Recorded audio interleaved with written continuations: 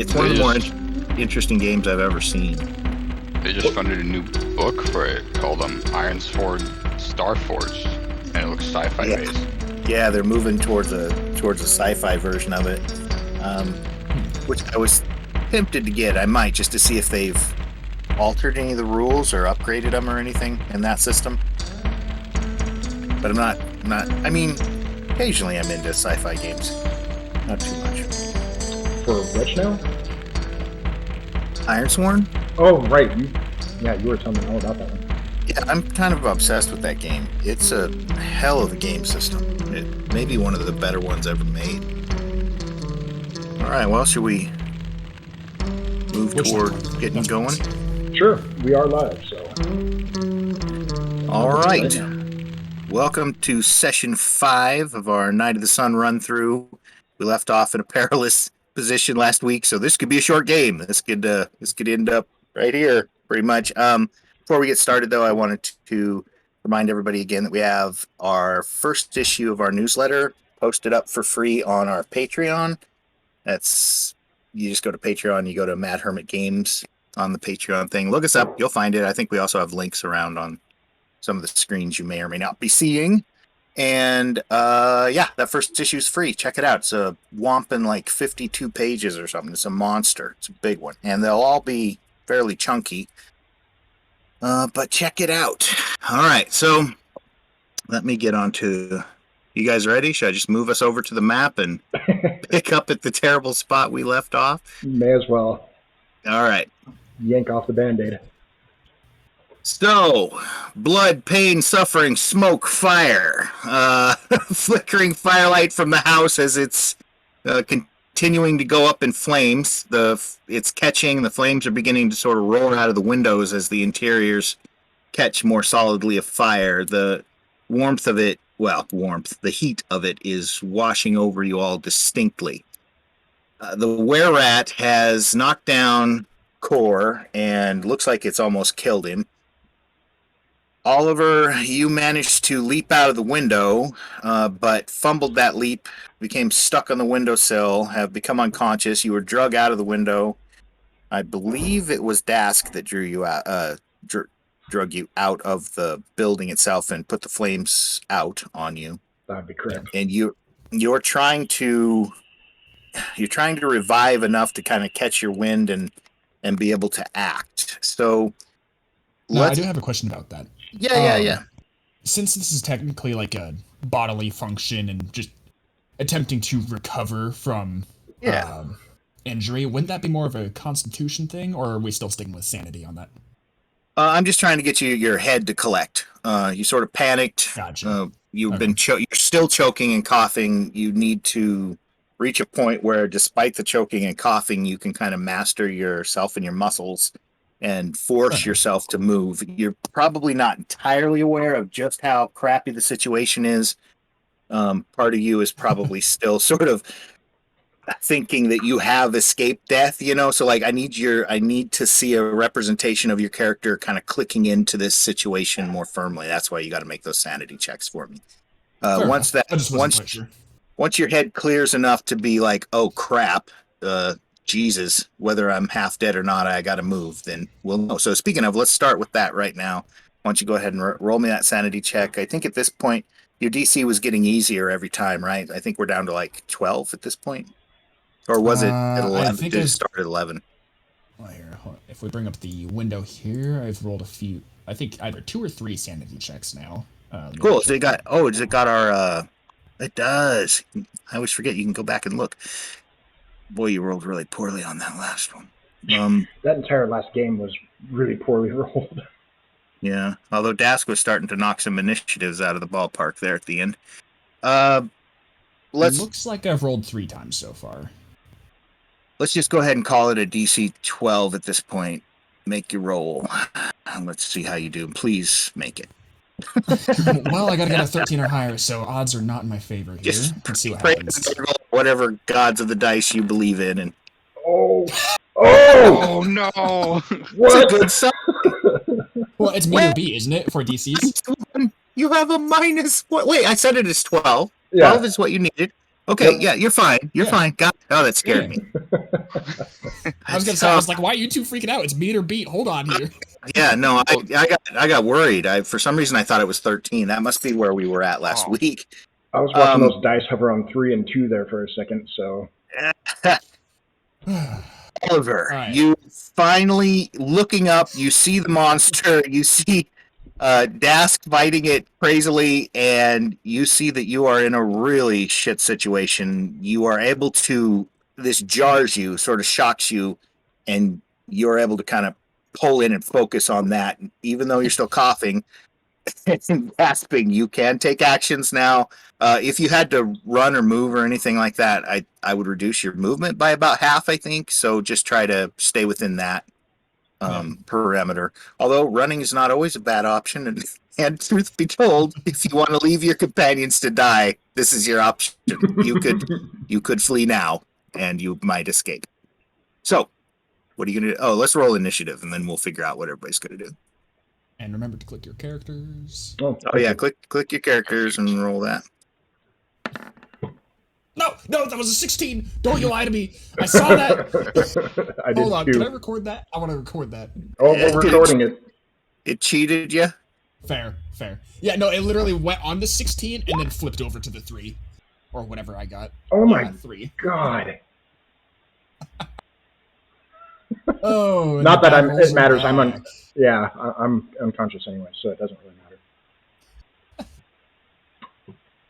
All right.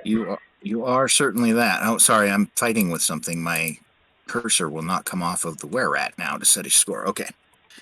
Did that adjust everybody to the number they needed to be, or are we having troubles with that? No, got Dask right. What was I gonna say? Right, so we can still kind of speak whenever, so long as it's just short sentences, right? Yeah, you can shout, yell at each other if you want to. So Dask, if I remember right, you pounded the were-rat last round. Or I'm real good in the back of the head. Yeah, that's what I thought. Something like that. Let me grab if I can. Come on, where's the scratch paper? I have all those notes on. Yeah, as I'm finally coming back, gathering myself, I kind of just see the situation and immediately, Dusk, play defensive. Or play defensive. Play defensive. Defense. Pretty much. Work has scrambled my brain, so I might miss a couple words here and there. Hold your ground. Kind of fits with the situation your character is anyway. Fair. All right. Let me see where I can get all this rejotted back to. Defensive. Nah. Sorry, guys. I'm having to reconstitute my notes. It's going to take me 2 more shakes of a lamb's tail. In the meantime, it looks as though the were-rat is going to attack, of course, because that's what he does, and he's winning. He should really run away because he's outnumbered. Yes, but he's really winning. I mean, he's stomping the crap out of you. I don't think he's going to go with that. No, he's going to try to claw and bite Dask again. Hey, Michael, put all your silver coins in a sock and start beating him with it. That way, it's a silver weapon. Right. What did you just say? Load your silver coins into your sock and start beating him with it. It's a silver weapon. Wait a minute, that's almost fantastic. Would that work? That should work. I mean, it's silver. I think I'd let that work. That's not bad. That's pretty clever. Somebody has done, that only came about as a story because somebody must have done it. Okay, here comes where he's going to try to claw first. 2 claws, obviously. Here's the first one. Ooh, what's your AC, Dask? 19. 19, so he meets it. Wait, does he have a +5 or a +4? I think he has a +4. I think he has a plus. Yeah, it depends on his strength, right? Oh, strength. Sorry. 5 to initiative. It's a no. He got a +3 to initiative. He rolled a 15. He got an 18. He has a strength of 19, so that's a +5. So whatever. He hits. I thought that's Wait. +4. Oh, Yeah, it's plus 4. 20 is +5. Yeah. Okay, so it'd be this +5 for the damage then. Wait, but the strength's 19, not 20. It should be a +4. Oh, I'm sorry. +4. My Yeah, note is I was wrong. like, wait, what? So, yeah, Alright, that's so in that it's case, it correct does in not the hit. book. It doesn't. Misses by 1. Is that where we're at? Yeah. That's why Okay. I was like, wait a minute. Oh, okay, sorry. Well, I am not a math genius. He misses you just barely. Next claw. That's going to be a solid miss, and then he's going to lunge in to try to bite you. I That's was really a hoping for that botch. It was almost a botch. Right. He's That knocking one. his Yep. teeth on your armor or something. No, he tries to bite, just a snap of jaws in the face near you. Thing is huge. The smoke and flames around him are giving you a hell of a view of this thing, Dask. He's quite a terrifying critter. You know what it was? I told Dask to be defensive, and it worked. He just dodged narrowly out of those. That's what it is. Yep, he's dancing. There's no doubt about that. So that's the werewolf, or were-rat. Dask, it is your turn. Oh, hold on. I got to roll this. Just keep track of this number that I roll, would you? Was that at 10? Okay, good. Yeah. Good enough. Dask, what are you going to do?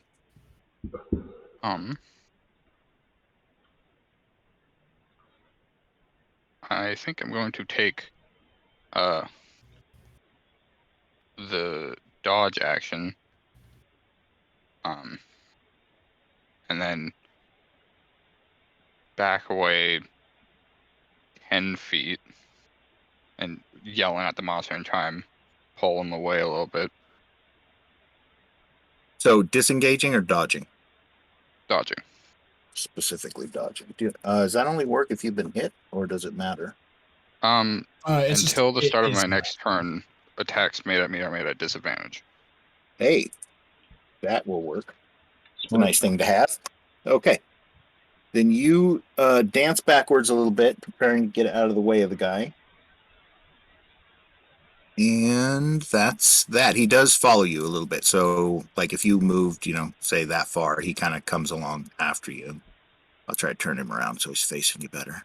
Try to. I'll try and make a path for Oliver to get to core and stabilize him. 'Cause I don't think I did that.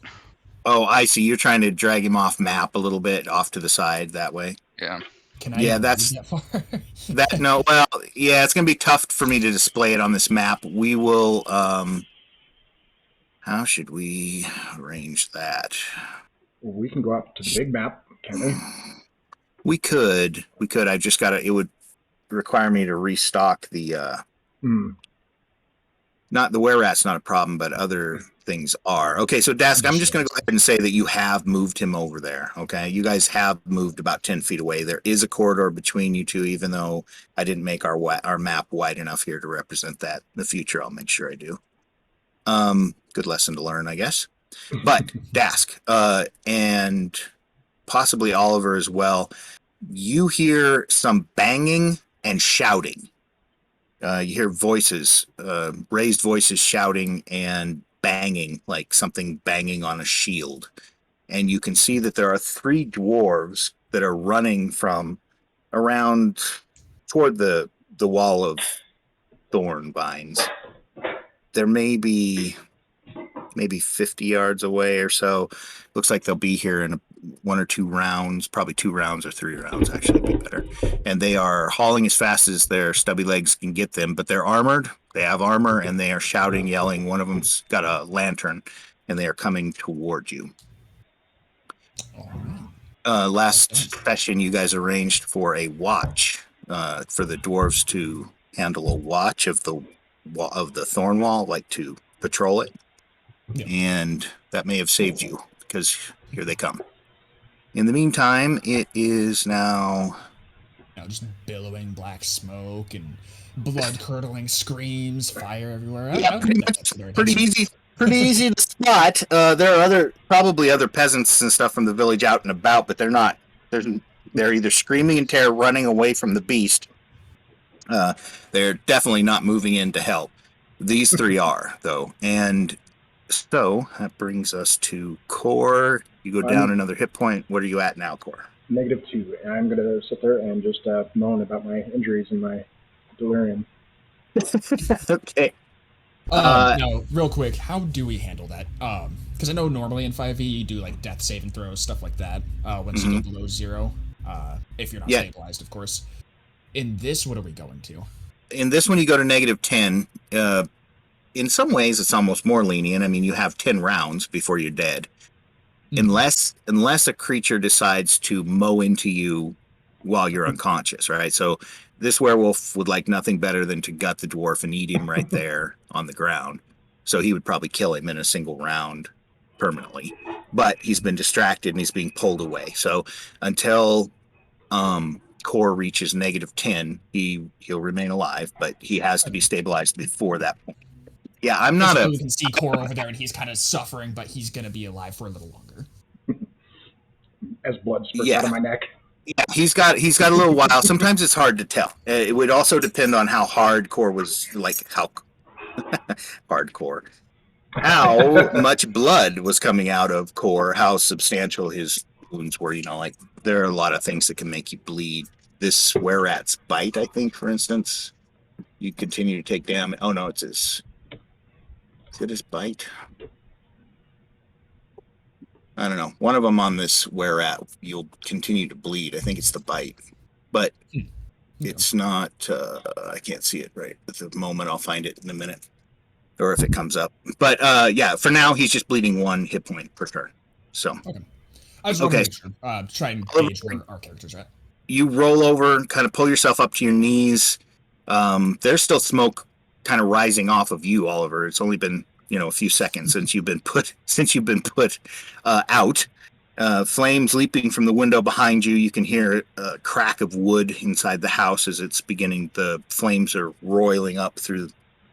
They're guttering out of the windows, shattering the windows, and there's wood in there cracking and breaking now as the house is beginning to get more consumed by the flames. What would you like to do?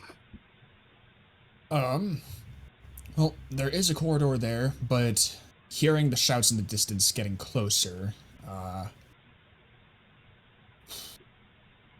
gonna hold off on Core for now, and let's see here. Because I can only move half of my movement right now, unless I take the dash action, but I don't really want to do that at the moment. Yeah, because that's 27 feet. Alright, I'm gonna kind of move 15 feet to the left here. Can't move my token that way, but I'm off in the distance over here, 15 feet. Sort of in parallel with the were-rat. Oh wait, that's right. They moved that way as well, didn't they? So yeah, they did. I was basically trying to clear a line of sight for from Dask here. So if they're over there, then I can probably. I'm actually going to step back just a few feet here, probably about 5 or so feet. Okay. Being careful not to go into the flames if they're still there. Yeah, you get away. Well, they're really coming out of those windows at this point. But yeah, you get you move around that, past it. Now, what are you gonna do? And seeing as Daz kind of has its attention,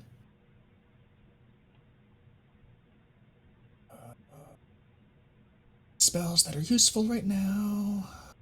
Bucket. You know what? Do what warlocks do best. Eldritch Blast.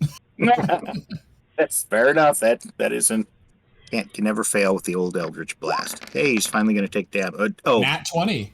Oh, well, right. That's pretty good. Okay, so just play that out as we would any critical hit. It gave you the. Oh my god! It gave you the crit. It's funny because the D4 was landed on top of your 20 and rolled it back over to a 14. Let's see. So it's 1d10 plus 4 charisma, and it rolled a 10 already for the damage. So wait. So you get roll max damage. You did, and you get to add that again because it was a 20. So that's 24 total. Yeah. Apparently, I come back and that's more than 24, dude. That's it's 20 times 2, right? Oh no, it's double damage dice plus your modifiers, if I remember correctly. Unless we're doing it differently. Yeah, well, the double damage is just you get the max damage, and then you roll the damage beyond that, and you His damage roll is a D10 plus 4, and it Yeah. rolled the D10 for him already, which it rolled a max of 10 plus the 4 for his charisma modifier, and then plus the innate 10 for the crit, So because that's 24. the max damage you can get. It So would 24. be 24, yeah. Okay. Because the roll itself was a max roll. Okay, well, that Eldritch Blast is effective. I mean, it hits its head, the thing screams, it knocks it to the side. It's got purple flames licking off of its ears and its teeth as it bats at its head to try to stop the pain of it. It's a good, solid hit. The thing damn near is knocked over by it. And it feels good to have ejected some power into the back of his or side of his head. I came out of those flames and apparently was angry. I chose All right, violence the moment I could. Let's roll initiative for the next round. It's action or anything, so. So he's going on a 9. Let's see. Come on.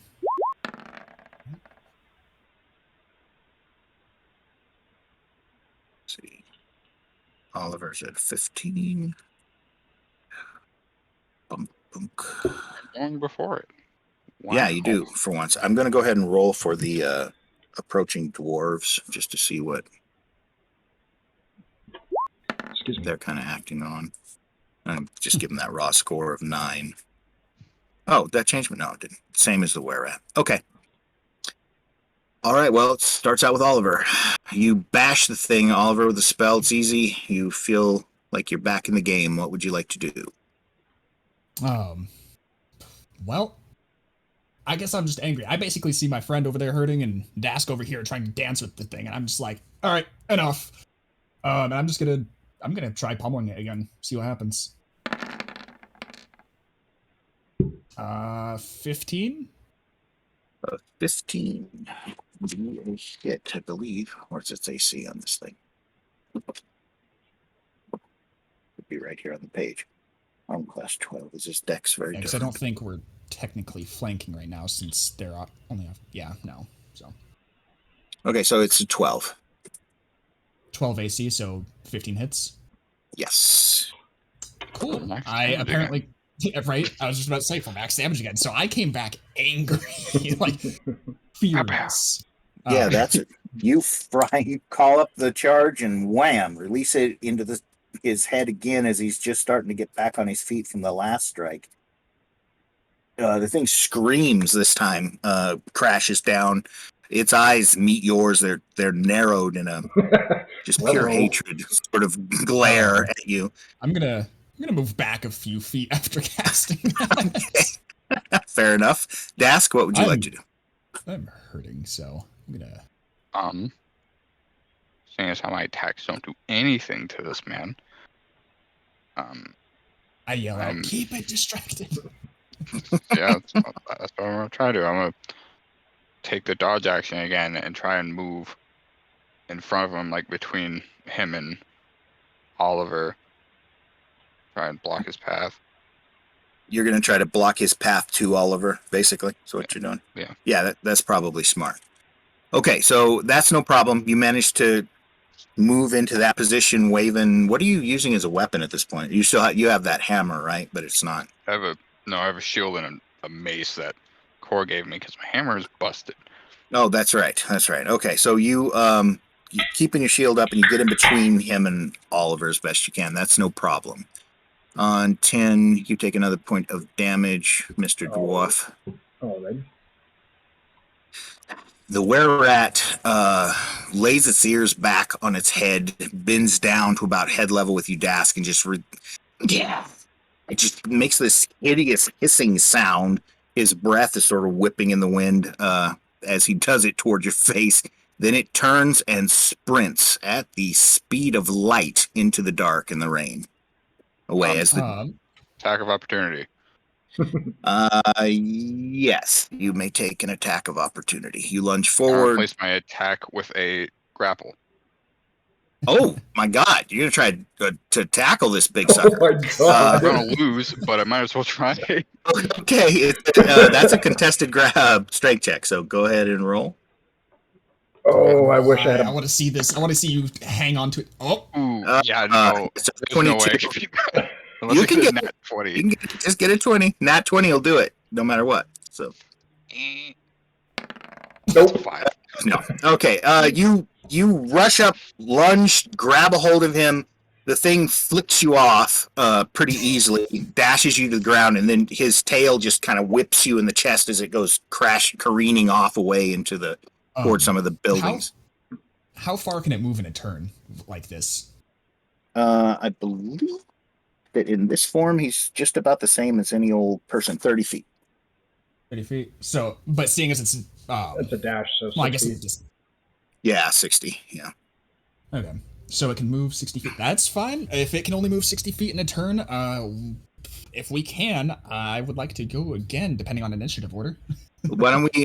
At this point, I am going to move you over to the village map just because we'll need to be able to see the surroundings of it. So if you can pull your guys. Oh, you're already there, near where you're supposed to be. So we said it was this house. Oh, you gotta flip us over to the map. Oh, did I not? Nope. I'm so sorry. That's okay. I forgot to bring the little tag along with me. There you go. Okay. Oh, boy. So this is the house that we're talking about. Probably should have used this one. It's actually more accurate to it, but this is the one that we said it was. So we're going to say you're on this side of it, which would kind of be the northern aspect of it. The rat takes off running toward here. Remember, each one of these squares on this map is 20 feet, I believe. So 30 or yeah, 30. are they 30? I think it's the smaller version that's 20. Or is this the smaller version? Something. Okay. Well, 30 is probably about right. So he's going to be able to make it to about here. You guys, I'm going to... Yeah, I would scoot yourselves back there just a little bit. And... So if it's running that way, then that probably means I mean, I can't move my character there, but I'm like back here-ish, kind of at the corner of the house. Probably. Because I had backed away from the... Yeah, you had. Yes, you had. It's not letting me grab tokens for some reason, so hold on. I'm going to have to spawn there. Yeah, I just spent my 30 seconds going through every layer, but it's okay. I'll just drag this guy out, and we'll have him on the map. Whoops. Why won't... Okay, why can't I pick him up now? You were on What's the that? measure tool. Oh, you're right. That's what was causing the trouble.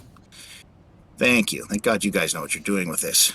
Dash, you're up there. Where Rat has reached about here, headed toward that tree, and I'm going to say that this represents the dwarves that are coming down the hill toward you. They're coming this way. One of them continues toward you, and the other ones peel off on the trail of the rat there. So, when did that happen in our initiative order? That happened after Dask tried to wrestle him. Core's on the ground. It lasts in the initiative. Both the Pretty much Were-Rat and the last. dwarves were 9. Let's go ahead and roll initiative again, and we'll see if we get any difference. Hold on 1 second. I gotta mute this for just a sec.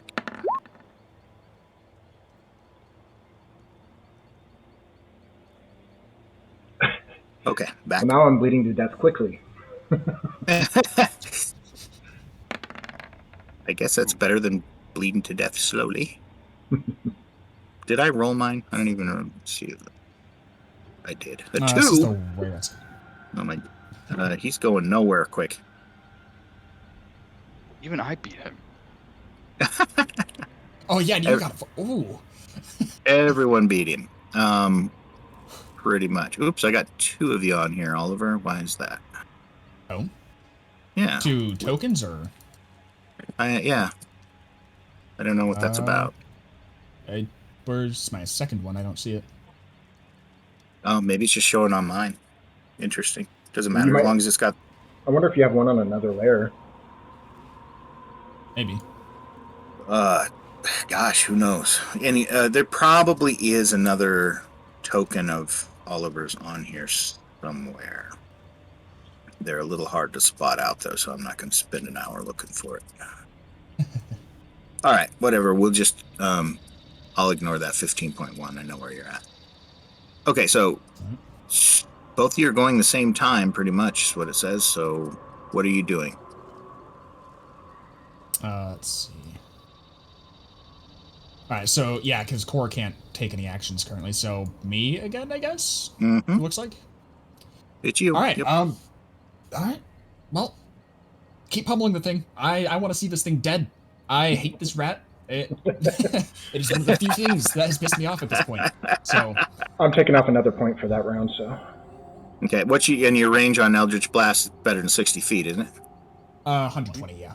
Yeah, that's what I thought. Damn. Okay. Yeah, you can reach out and touch somebody with that one. There's also a feat you can take to double that again.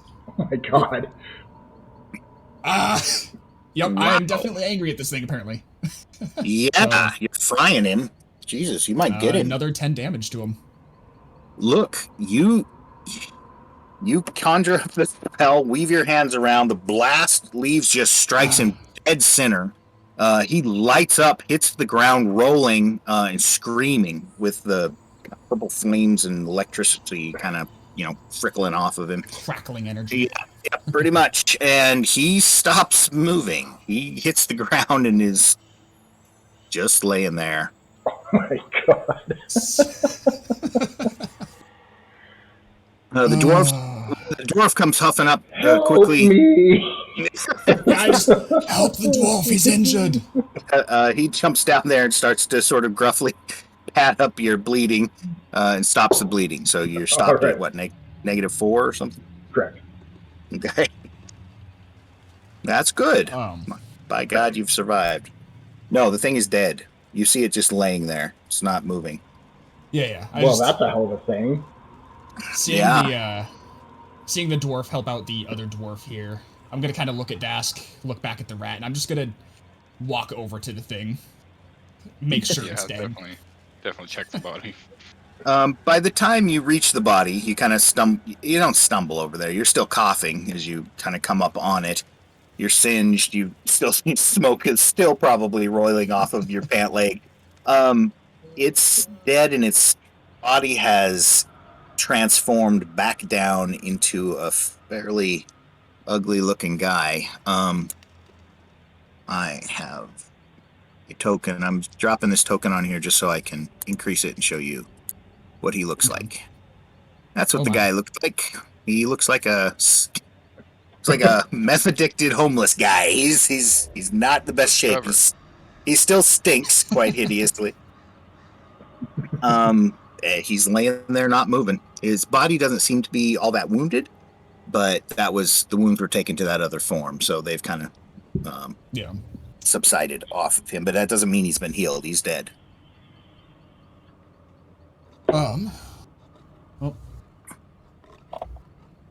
He's sitting there in the rain, just staring at this little mongrel that has caused you all this trouble. The other two dwarves come rushing up. You got him. You killed him.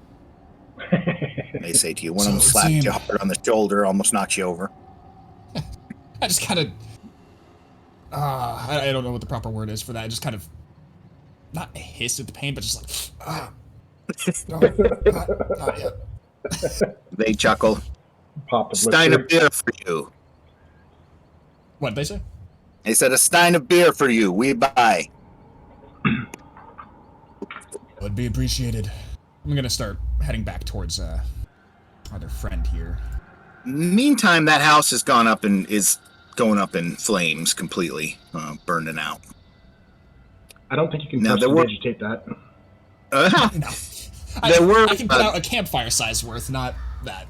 There were bodies in there, if I remember right. Yeah, you found some in the rooms that you went into. So. Yeah, there's children in one of the rooms. Under the beds? Yeah, that's not good. So it's a pretty bad scene. Maybe it's best it be cleansed by fire.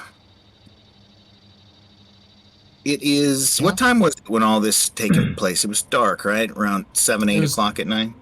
Yeah, evening. Because we were about to, settle down for the night, get some food, stuff. Do a perimeter and then... Yep. Okay, well, what's the plan? What's the plan now? Wait a minute. Let me step you back just a second here, Oliver. There isn't much on that body. The guy's just wearing rags, but he does have one thing on him, and it's a horn. It's on a long leather thong around his neck. Okay. I'll probably just take that off, and we can deal with the body later. But the horn might be, I wouldn't say valuable, but It's a twisted up sort of yak's horn, so it's kind of like a long tube, and it's got several gems on the end of it, fixed into the end of it.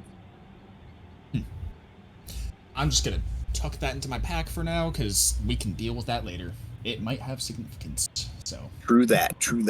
They're kind of an ice blue gem, and they're on a metal clasp around the what do you call that? The horn end of the horn. The part where the sound, the part where the sound comes out. The bell, I believe. The bell. Yep.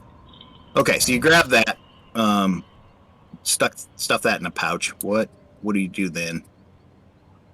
Basically just making sure our friend is okay. The dwarf here, and Well, he's not back up yet. Do you guys have any healing spells that you can apply to him? He's still unconscious. He's just going to pick him up and carry him back to the tavern? Pretty much. Okay. The dwarves help. The two dwarves help pick him up, and the troop of you go mucking through the mud, I suppose, right? Back toward the inn. You know what? I know I don't have any healing spells, because technically we had a healer, and now we don't. That's true. Technically, we had almost 2. Well, 3. I have some light healing, but that's about it. Yeah. Yeah. You guys are pretty worn out. You're beat up. You're muddy, bloody, and smoke-addled.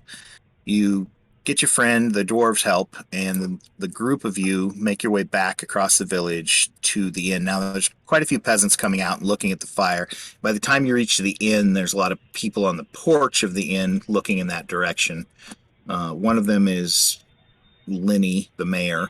He's like, "What happened?" He wants to know as you're approaching, and all eyes sort of turn to you guys at the front of the inn there. Mindra. Right, I was about to do that too. Just well, that the were-rats is gone. It's taken care of. The were-rat. Oh, the beast, the madman. He says. Oh, yes. Thanks, B. Drinks. You all need drinks. And what's wrong with him? Is he going to be okay? They're dragging up Core up the steps there. We all took quite the beating. What's the word? They ambushed us. Had a bunch of oil in the house, probably, by the way the fire spread. You can see the smoke from here well enough. You can assume what happened. Oh, that brings an interesting question, doesn't it?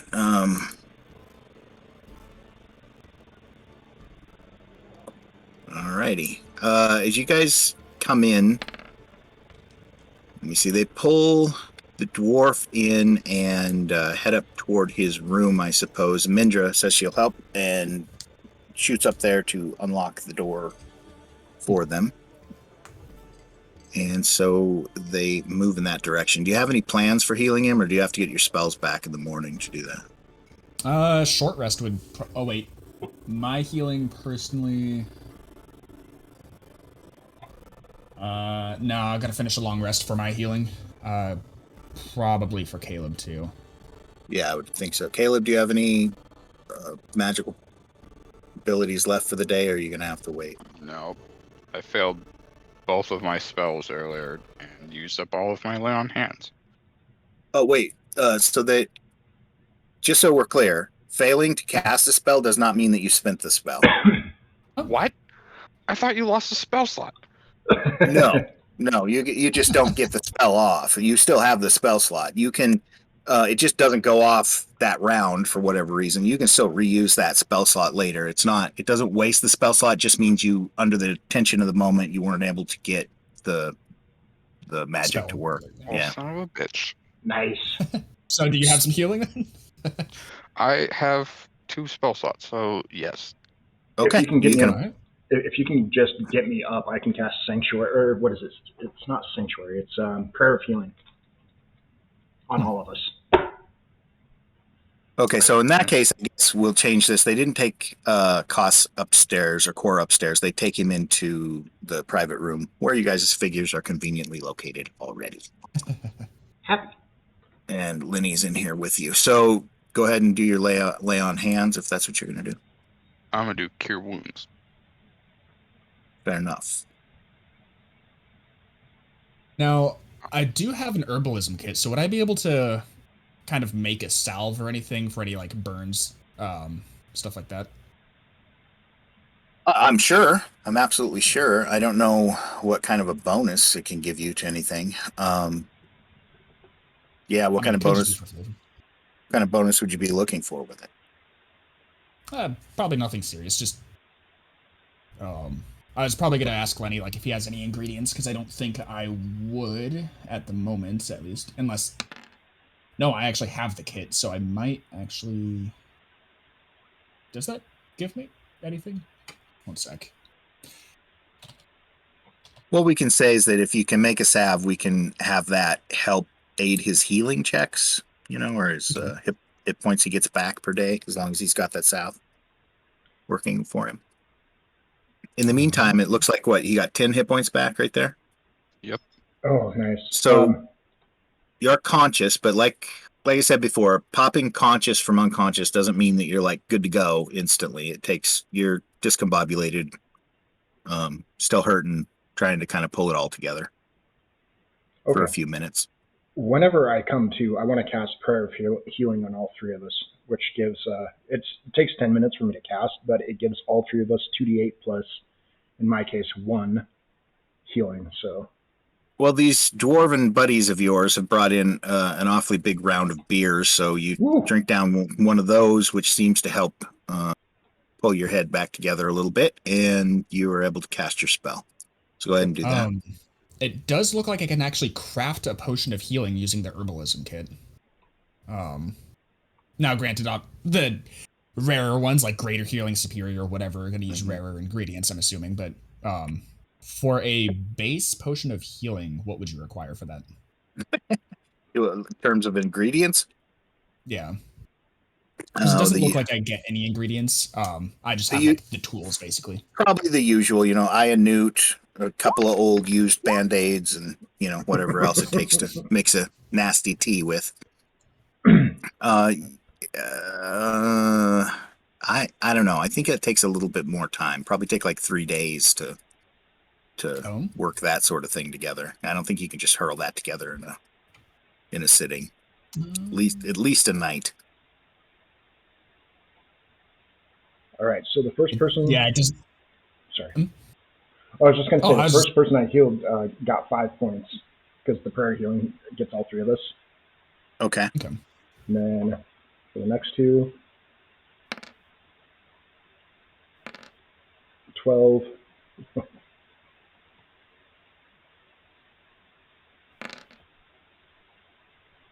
And 5.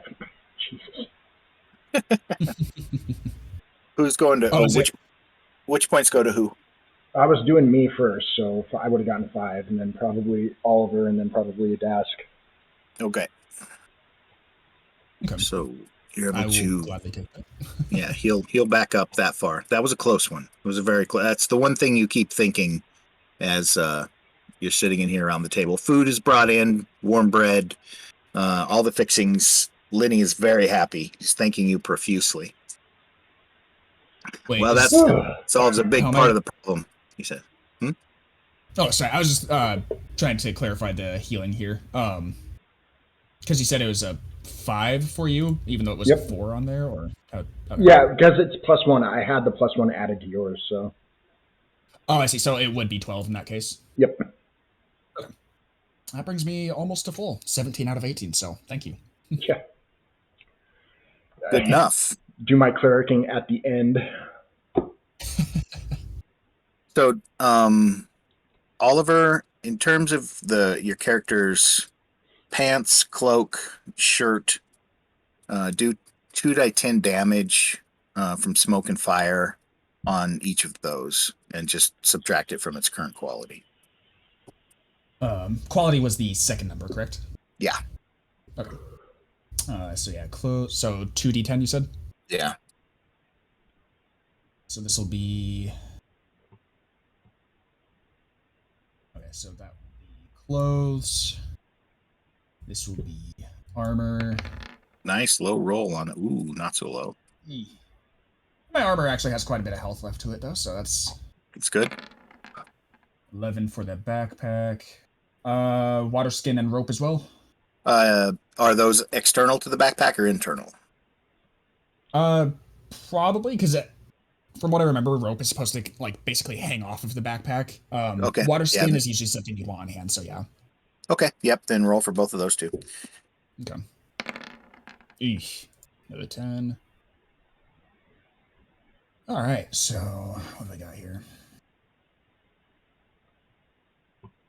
How do I? Oh, okay. I can just do that. Okay. So You're thoroughly 3. singed. In the meantime, what are anything else the rest of you are going to do other than eat and possibly rest? Oh, I'm eating like a fucking pig. Right. I'll take what I can get. That energy's got to come from somewhere. So, do you relay the story to Lenny and tell him the people that were killed in the house, that sort of thing? Oh yeah. Yeah. All right. And he says, you think they prepared the house to burn? Oh, guaranteed it. With the way the fire spread and thinking back on it, how the blood looked, it wasn't quite right. It was darker, blacker than normal. Probably had some sort of chemicals in there. Let's see. Lenny says, "All right, we had a keg of oil go missing earlier today. We placed it out back. Yeah, They're trying to went missing. No, apparently not. That's probably what happened to it, huh? I imagine so. We keep saying we, and there was 2 torches thrown into the house and both doors closed like at the same time. So there may have been more than one. True. There's only the one were-rat that we could tell, but there might have been someone else with them. Did you get a look at them? He says. We were in the house when they slammed the doors. Well, that's very concerning. Jesus. Well, he doesn't say Jesus. All Father, I have no idea what to do with that. Was anybody missing in the past half an hour? That seems to stump him a little bit. I wouldn't know how to tell. There's been a lot of people coming and going all day, he says. It's been a constant, movement of people in and out of here, so it's hard to say. Could have been anyone, really. Are those other dwarves there with us? Yeah, they're enjoying the beer and eating a little bit, and then they're going to go finish their patrol. Once they've got a good buzz on, I think that's what they plan on doing.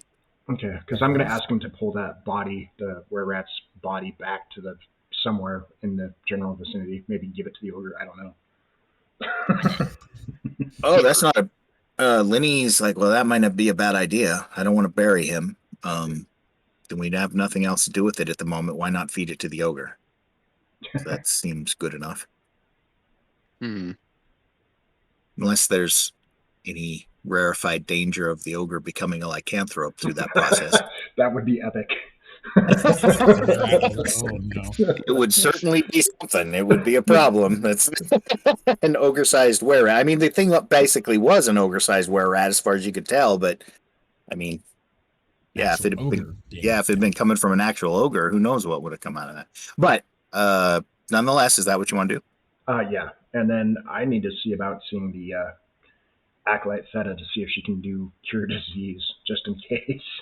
That guy bit me hard. It's like 11 points of damage, I think. Well, actually, you are a paladin? Or wait, no. I'm a cleric.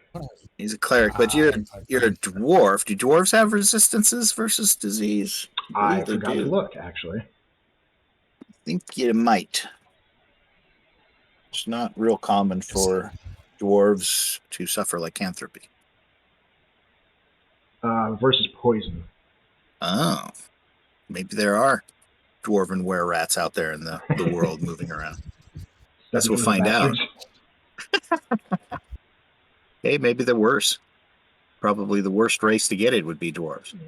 So, Okay, you tell those dwarves that. They thank you all again, slap you on the shoulders, and make their exit, headed out to Ow. find the body. Right. And leaves you in here amongst yourselves. Lenny says that he's going to go out and take care of customers, but if you need anything, to let him know. And he All right. heads out. So what are the rest of you, what are you three going to do? Well, we could definitely use some rest before we go on our little jaunt tomorrow. That's true. That's true. I'd like to get a couple things patched up first. So do you want to finish up your meal and head over to the chapel to talk to your good buddy, Feta? Yeah, All right. I would. But that has me worried. You finish up your meal, no problem. Just let me make a check here or something. Okay. And then you head over to the chapel. Now, as you're approaching the front of the chapel, you hear some screaming across the village over toward where the house is still, burning itself down. And some people racing back from that direction. You see them occasionally you see their shadows at least near whenever they cross sort of between you and that fire. This is just before you're reaching the chapel. It's up to you whether you want to just ignore it and go on to the chapel or what you'd like to do with that. Well, we can't really ignore it. You head over that direction. What do you guys think? Well, Dask probably would. Okay. All right. I kind of just sigh and follow along. You make your way back across the village for like the 5th time today, toward the north, where you managed to reach the creek. There's some peasants gathered around, and those dwarves that were with you not long ago have just finished putting down a group of skeletons. You quickly surmise those skeletons came down the creek into the village and attacked some people there on the outskirts of the village, and then those people have all fled back toward the inn and the chapel. The dwarves put down the skeletons. They come up out of the creek like this could get worse. We may have to seal off this passageway. As long as we can reopen it tomorrow. Yep. I'm not sure you'll want to, the dwarf says. If we need to put an end to this, we have to go through there. How's that? We think the source of this curse or whatever it is emanating from that direction, up the creek, probably at the old battlefield. Oh, yeah, that makes sense, they say. Okay, in the meantime, we're going to grab some wagons and try to block this passage here. Perfect. Okay, so they head off to do that, and you make your way back to the chapel. And we're gonna get married. Probably not. Be lucky if you get a happy greeting in here. So you guys still have your figures here, I assume? Yep. Make your way back in. Now, there are more people gathered here. Thet is talking with a group of them, but splits off from them to come over toward you. What is it now? She says, looking you over. Do I still have, the indications of a wound where he bit me? Yeah. Yep. No, I guess you've healed up quite a bit, huh? There's blood there and some torn fabric, that sort of thing. I need to see if you or any of the other acolytes can check this and see if there's disease that is possibly running rampant through my body. So she puts her chin in her hand and looks at you. I wouldn't be able to cure it if there was any, dwarf, she says, but maybe I can check. You think it was a lycanthrope?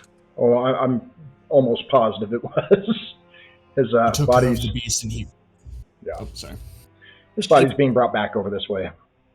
She pulls a silver needle out of her sleeve. This is silver. Hold out your hand. All right. She pokes you with it, withdraws it. Some blood comes out. Doesn't hurt or burn or anything like that. Does you feel anything more than a poke? No. I declare you free of all disease. To the best of my knowledge, she says. We're back in the 1100s. I'm sure you're fine.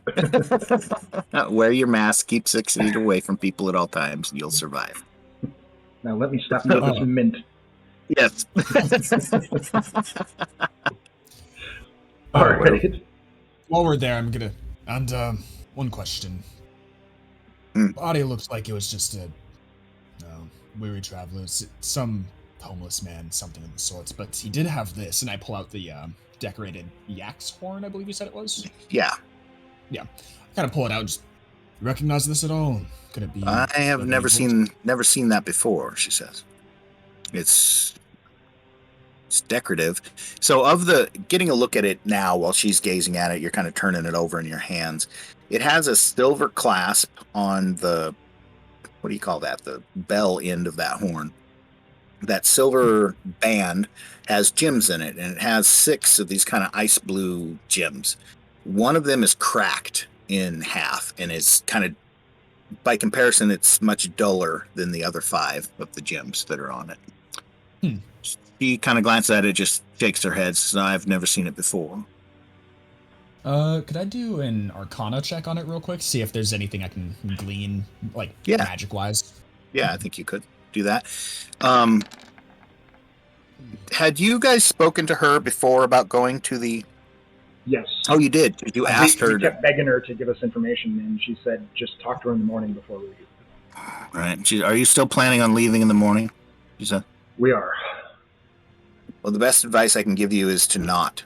She says, don't, and if you are going to go, don't leave in the morning, leave right about middle night. Oh. Why do you say that? Well, it will aid you in finding the entrance to the tomb, she says. How so?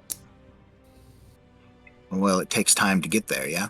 It's about 5 miles away from here, as the crow flies. Can I try to intuit if she knows a little bit more than that? Because she sounds awfully suspicious. Yeah, you can. You can make you can do what? You have intuition, don't you? Or insight? Insight, yeah. Yeah, go ahead.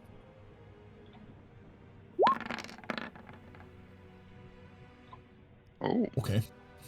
So, Oliver, you weren't able to discern much using Arcana, at least not with a hurried study. You'd need to sit down and spend some more time with the thing, perhaps.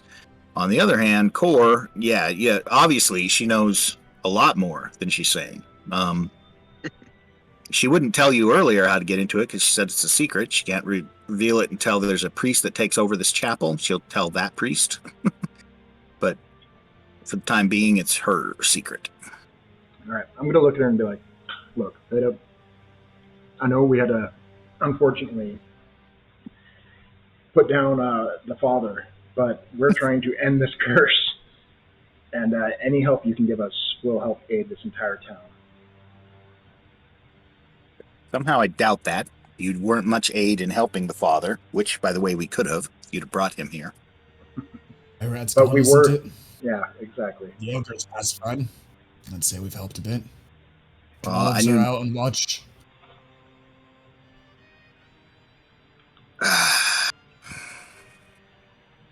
She seems to be thinking about it for a moment. Make charisma checks. Uh-oh. If you can impress her. That's my thing. So do it well. Oh, nope. I probably have the highest charisma of us and got the lowest score. Probably. Anybody else going to try? Yeah, Daska's going to try. But I got a nat 20. That will work. You just fix her with a, really? You going to be a problem about this? Maybe she starts to put it together like, okay, let's say I don't give him the help he needs and the whole village is destroyed. He's going to leave here and report that to probably some other temples. She says, all right, okay, here's the deal. She kind of leads you all over into a corner away from everyone else. I'm going to scoot you over here. And she says, so there is a shrine at the top of Bone Dust Hill that was built long ago. She points to a tapestry hung on the wall about over here in the chapel. Tapestry depicts a bunch of knights walking up the side of a hill toward the shrine at the top of the hill. They're carrying bodies. There's more bodies wrapped in white along the bottom of the hill. And at the top is a priest bent down. Looks like he's blessing the shrine. This guy has his hand down on the ground. And in the background is a sun rising over the distant hills. Does that say anything to you about how you might enter it? Could probably infer something. First sunlight of morning. When the sun rises in the east, it's going to cast a shadow of the stones of the shrine. The main stone of that shrine shadow is going to spill across some stone plates on the ground there. On one of those stone sections of ground, there's a metal plate. It's a copper plate. She holds up her hands, depicts a square about 8 inches or so wide. It says if you touch that with your hand while it's in the shadow of that stone, it'll open, but only at sunrise. Thank you. Thank you. You're welcome, but don't tell anyone else, and be careful. Who knows what's down there? We haven't been in that tomb for years. If we find anything relevant to the church, I'll get it back to you. That would be good, she says. That would be helpful. Okay. So she said to leave in the middle of the night, yeah? Yeah, she says in order to be there at the top of the hill by sunrise, you would probably want to leave in the middle of the night to arrive there by the time the sun comes up in the morning. Could we, theoretically, if we went to rest now, like long rest, would we feasibly be able to do that? So it's around 9:30 at night. You could pull off 4 or 5 hours of sleep. It's almost enough, like it would help. So possibly. Yeah, let's go get some rest, guys. Okay. So the group of you head back towards the inn. Now I'm going to call a 5-minute recess here. I have to pull something out of the oven. It's going to take me a second, and I'll be back. If you need to go to the bathroom or anything, take this time, go ahead and do it, and we'll be right back. Okay, that's why I have an intermission screen. So Perfect. thank you. Perfect. Okay.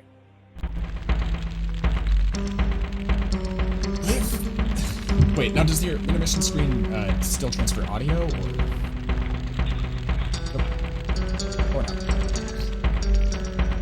What? Well, hello, Twitch. Right, if they can even hear us at this point. Yeah, while we have this moment, I'm probably gonna grab food, even if I can't eat it right now. I'd at least like to try and snack on it. So, I will be right back. I guess. Yeah, the audio still does go through. Oh, gotcha. Well, hello again, Twitch. Yeah, so I'll be right back. I'm just gonna grab some food. Okay, yep, I gotta use the bathroom. I'll be back in a minute myself.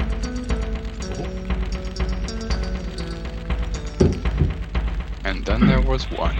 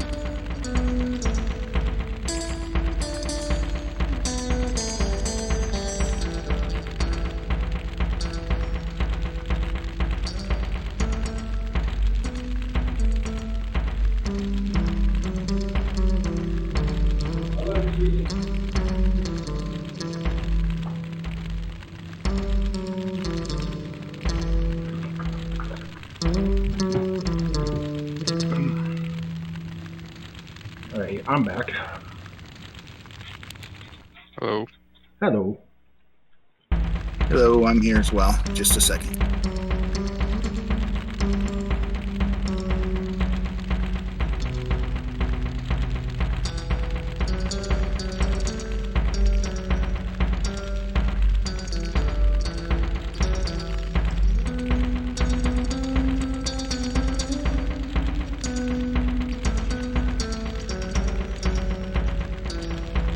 Well, now, if we get 2 more people talking in the chat, that bumps us up another affiliate thing notch on the Twitch.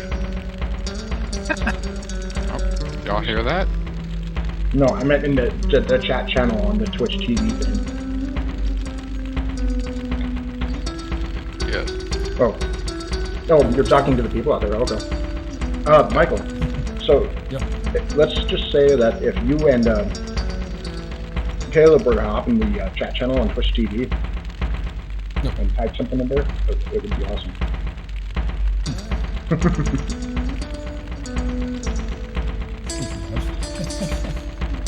Yeah, that makes a good point. Mm-hmm. So, Hermit, Oogie Yes. was saying on there that if dwarves get bitten by a were creature, they don't become were-rats or werewolves, they become were-corpses. Oh my god, that's so much worse than the other. No, it cannot be allowed. And are you sure that your corgi isn't a lycanthrope? I am not. She's a pain in the butt. I know that. It can be anyway. She's an awesome dog. They're actually awesome dogs. I'm really surprised at how good a dog they are. I would definitely get another corgi. They're really good watchdogs. They're super sweethearts and they're dang smart. Yeah, you didn't want one. I didn't want one. That's true. I'm getting yelled at now from the crowds. Let's see.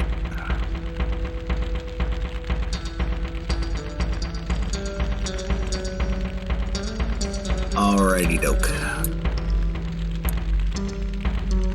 You return to the inn. About 10 o'clock by the time you get in there. There's a lot of rumors, people upset. There's a lot of people in the inn. Some of them just going to sleep on the floor, it looks like. Other people in the room. The flop room upstairs is pretty much full. The family that owns the gear shop is still taking over the library and are staying there. Food is being handed out lavishly despite all this. You have good, maybe 50 people or so in the inn. Good lord. Well, yeah, I bet they're probably all rattled. Yeah, they are. They're upset. And they're more upset by the news now of a skeleton attack into the creek. But you pick up some of the huxpas you're going through. It seems that they have tried to barricade that into the creek and are drawing lots currently to send some people there to guard it. Is there any indication that the dwarves were able to bring the body back? Because I want to go out there when they bring the body back so we can tell the ogre it's okay to eat this one. No indication. You don't hear anything. Do you ask Lenny, maybe? Yes. He says, yeah, they threw it over the side of the bridge a while ago. All right. I think he's... Happily going to town. Yeah, probably. You head out there? Yeah, I do. Yeah, even from the top of the bridge, as you're making your way down the side of it toward the creek, you can hear the wet splashing, kind of cracking of bone. You come down to see a pretty gory sight. I mean, it's at least you don't have a very clear view of it. It's dark down there. He's eating what? I just say food good. I'd better. Skinny, he says. as he sucks something off of a bone there and toss. All right. Well, I just give him a kind of a weak thumbs up and walk back towards him. We got to get some sleep like now. Okay. All right. Yeah. The group of you head up to your room then? Yeah. And retire? Okay. It's been a very tiring and painful day. How are you going to arrange to wake up on time? You just going to one of you be awake at all times, or is how are we going to do that? That is a good question because Can we set up a wake up call? Yeah, basically. You can. Do you want Minder to come wake you up at a certain time, or do you I want don't Lenny trust to? her. Or Lenny. you go to Lenny Yeah. and tell him to come wake you up. He says, Yeah. "I'll be asleep by then." Please, this is for the good of the entire village. All right. I really need it. When at middle night? He says. Yeah. Given Oh. the approximate time that we need to Okay. be up. I'll be there around middle night to wake you up. Thank you, Lenny. You're welcome. He leaves. All right, you've set up a wake-up call. However, you never really make it to the wake-up call. You all fall asleep pretty easily. You're tired. You've been through a lot in the day, but you wake up to shouts and yelling outside and downstairs. Sounds like some sort of chaos is raging. Glancing out the window, it's still raining fairly heavily. You see figures moving in the dark down around the bottom of the inn, and you're not quite certain what they're doing other than one of them steps back, he has a bow apparently, because you see him draw back on it, an arrow, and release toward the inn. There's a shatter of glass after Oh, that. shit. What do you? Can we tell which window they were shooting towards? One of the front windows of the inn. We need to see if they're trying to set a fire. True. You can't really make out. You can't quite tell how many there are either, or what they're doing. So Okay, Well, if they yeah. had flaming arrows, you'd probably be able to see them. you would, Okay, yeah. They're not using Sorry. flaming arrows. It doesn't look like, but Before we do anything, I'm assuming this does not count as a long rest. it does not. And I am putting you on the second floor of the Cutter Cup where this starts. All right. Would it at least count as a short rest, seeing as it only has to be 1 hour or so? Yeah, Because if it's a short rest, we can spend some hit dice at least. yeah, it's a short rest. Let's see. So in terms of how everybody's doing, when you get in here, you find that Feyre is sick, quite sick. She's got a high fever. She's shaking, shivering, kind of in and out of consciousness. That's not great. No, it's not. But anyway, you hear the mess outside. What are we going to do? I go thumping down the stairs. You guys. Spend your hit dice first. I was only mixing 1 hit point. I mean, yeah, it's regardless of what I roll, it'd be max, but it's better to top up than not, is all I'm saying. You hear another spell. hear a scream and a thump down below. Out on the porch, it sounds like. Another scream and a crash. There are some flames out there now. Yeah, I'm going to be running out there. You two Okay, go did you down. guys- I'll fire from here. Gotcha. Okay, so you're up in the window looking out the window. Now, as you are looking out the window, you see a figure trying to crawl up onto the top of the awning over the porch. He's climbing up over the corner of it. He's cloaked and moving kind of strangely, but he is moving, and he's getting up onto the awning and seems to be wants to be moving towards the windows on this level. What are you going to do? Blast him. I just don't Do like ya? the looks of it. Yeah. Okay, you you open the window first, I presume? You don't blow the window out? Yes. Okay, you open the window, lean out a little bit in the rain there, cast your spell, and fry a skeleton off the side of the building, as long as it hits. Yeah.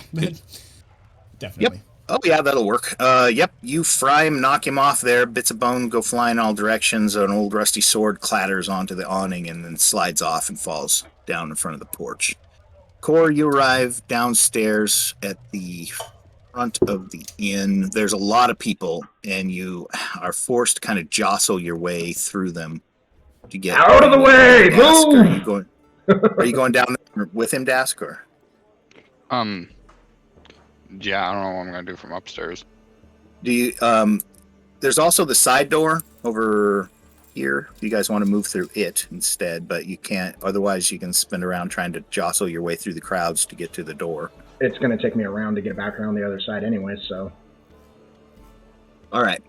You push, shove, elbow your way to the door. There's people. The door is barred, and a couple of farmers there are not in a great mood about opening it. But you finally shout at them, and they begin to unbar it. They pull the bar off the back of those doors, open them up, and let you out. All right. Now, there's a couple of people dead on the porch, and there are skeletons, which I may have at the wrong size, by the way, as usual. Probably do. Let me adjust these guys to the right layer. Oh, look at Mindra out there on the front lines. Where? At the bottom of the map. Oh, is she out there? NPC. No, that's just some sort of... That's just some sort of... I don't know what that is. Some sort of lady. You guys can see her. She doesn't come up on the layer I'm on. She must be on the actual play layer. I just see some lady out there, not Mindra. I thought it was... Oh, I see. Never mind. Was that not one of her tokens that was used? No, Mindra's up at Yeah. the bar. Oh, interesting. Looks like her a little bit, though. Outside. It's the green dress. I think I put these guys at the right point now. They're a little small for how they should be. Let me adjust them quick and get to it.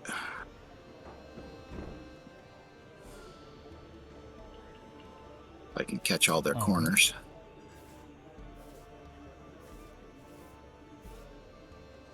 So the awning kind of blocks your view of what's just below the awning. You haven't so far seen anybody else trying to climb onto the roof, but you still see figures running around out there in the darkness. Anyway. I mean, hey, I got 120 range, so... That's true. Core, you come out and greet a skeleton on the porch. All right. And then, Dask, did you follow Core that way? No, I'll head for the side door. You'll head for the side door? Okay. Yeah. Put you there. You reach that door without much problem. There aren't many people there. Go ahead and unlock it. Peek out. Sure.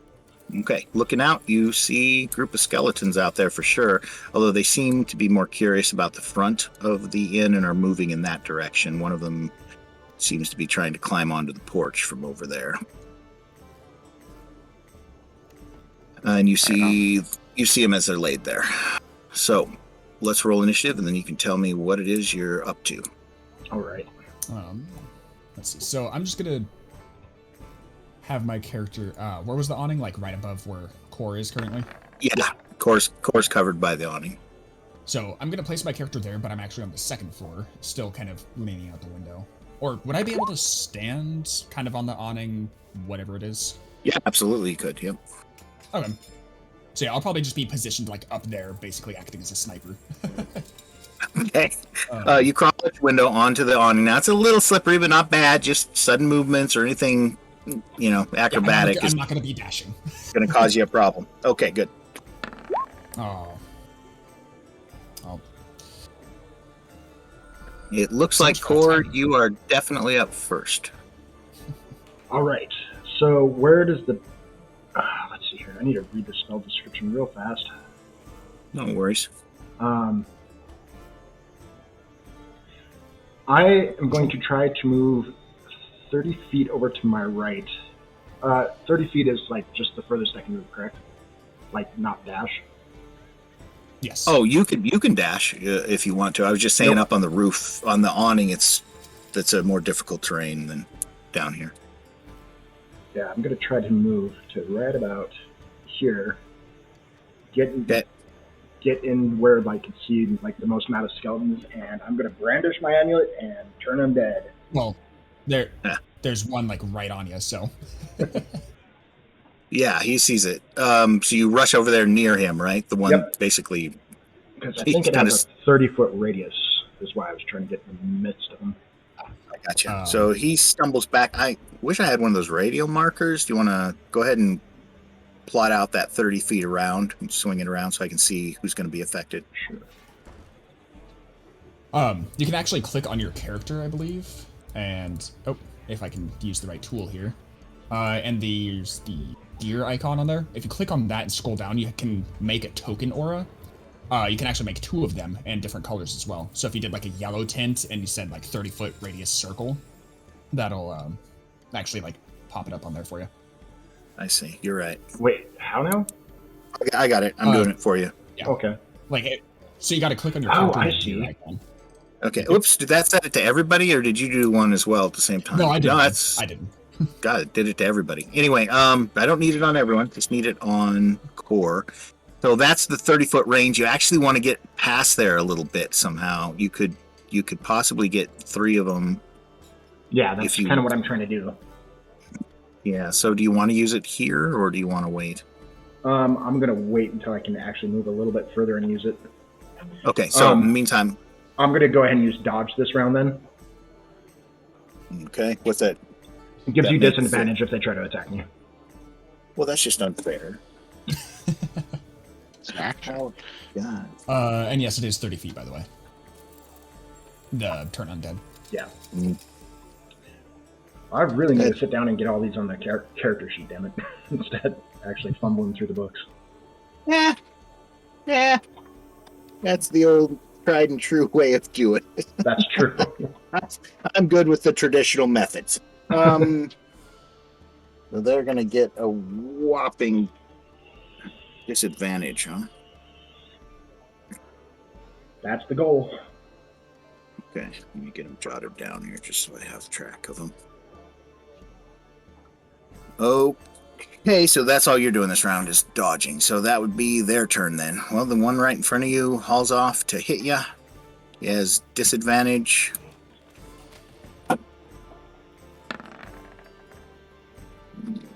What's that? Oh! Might still hit regardless. What? Wow, Well, yeah. It got him at 20, but it's, disadvantage. So 17 plus whatever. Plus 4, so 21. At least it wasn't the crit. Does hit you though. Let's see. Shit. He's Well, using half a Axe. sword, so I guess that makes that a long sword. Using a hack sword. Yeah, Hack. he's a hack sworder. You take 6 points of damage. Ow! That is not. Okay. Okay, so next skeleton steps over here just a couple of feet and launches an arrow at you. Disadvantage. What's your AC again? Let me pull it up. 16. What the hell? Got an 18 with that one. Sticks you with an arrow. Oh my god, you're attracting the pain. What the ever loving hell, dude? 6 more points today. That one sticks in your leg. It hurts like hell. Let's see. Jesus. You run over there and are ready, and then they're just thwip. Jesus. All right, this guy moves Fuck up your to here. creatures. Jesus. This one also wings an arrow at you. No. You know what it is? Because Oliver didn't tell you to dodge. Oh, that one got knocked off of something good. Oh, it doesn't matter. He hits you again. Oh, no, he doesn't. No, he doesn't. Got a 16. Oh, your AC is a 16. That's a hit. That's funny. Okay, here it comes. Oops, 8 damage on that one. That one sticks into your stomach. That one hurts. That one definitely hurts. You kind of stumble from that one. You feel the disconcerting feeling of warm blood pouring over your crotch and inner legs. No, I don't. I'm unconscious. Axe. You felt that for a second, thinking, "Don't let me die peeing myself," and you collapse. It's the arrow. Fuck Takes you those down. skeletons. What the hell? This guy is climbing the porch. This guy comes running excitedly this way.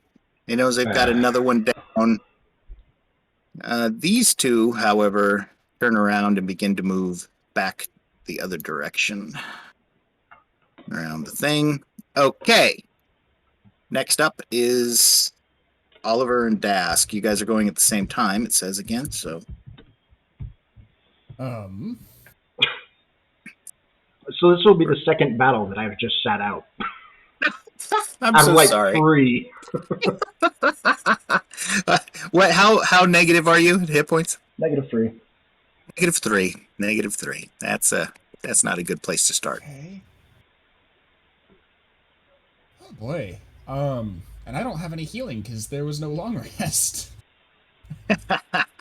That's. Dask, you got any Great. plan you'd like to unleash? Well, seeing as I don't know what's going on with Core, probably just attack the skeletons. Okay. You're gonna run out there and attack. So Yeah. 30 feet for you is gonna be.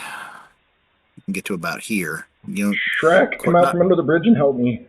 not quite close enough to attack from there, Dask. Is that where you want to go, or you got something else you want to do?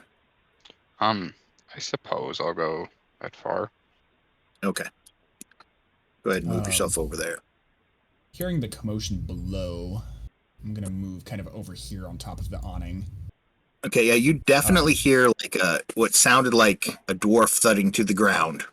And you hear some gasps from inside, some people yelling about the dwarf being dead. What are you going to do?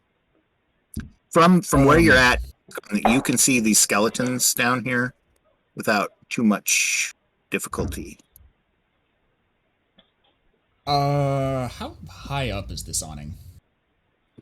The porch itself is about 5 feet off the ground, and then the awning is 10 feet above the porch, so it's at least 15 feet off the ground. Okay, definitely don't want to be falling off of there or anything.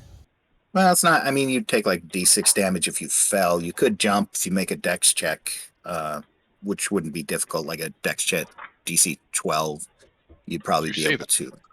I was gonna say, some of these rolls, okay, well, I did move about 10 feet, I think, somewhere. Already. Or 15, I guess. Okay, you kind of scooted down to the edge there. And I'm gonna...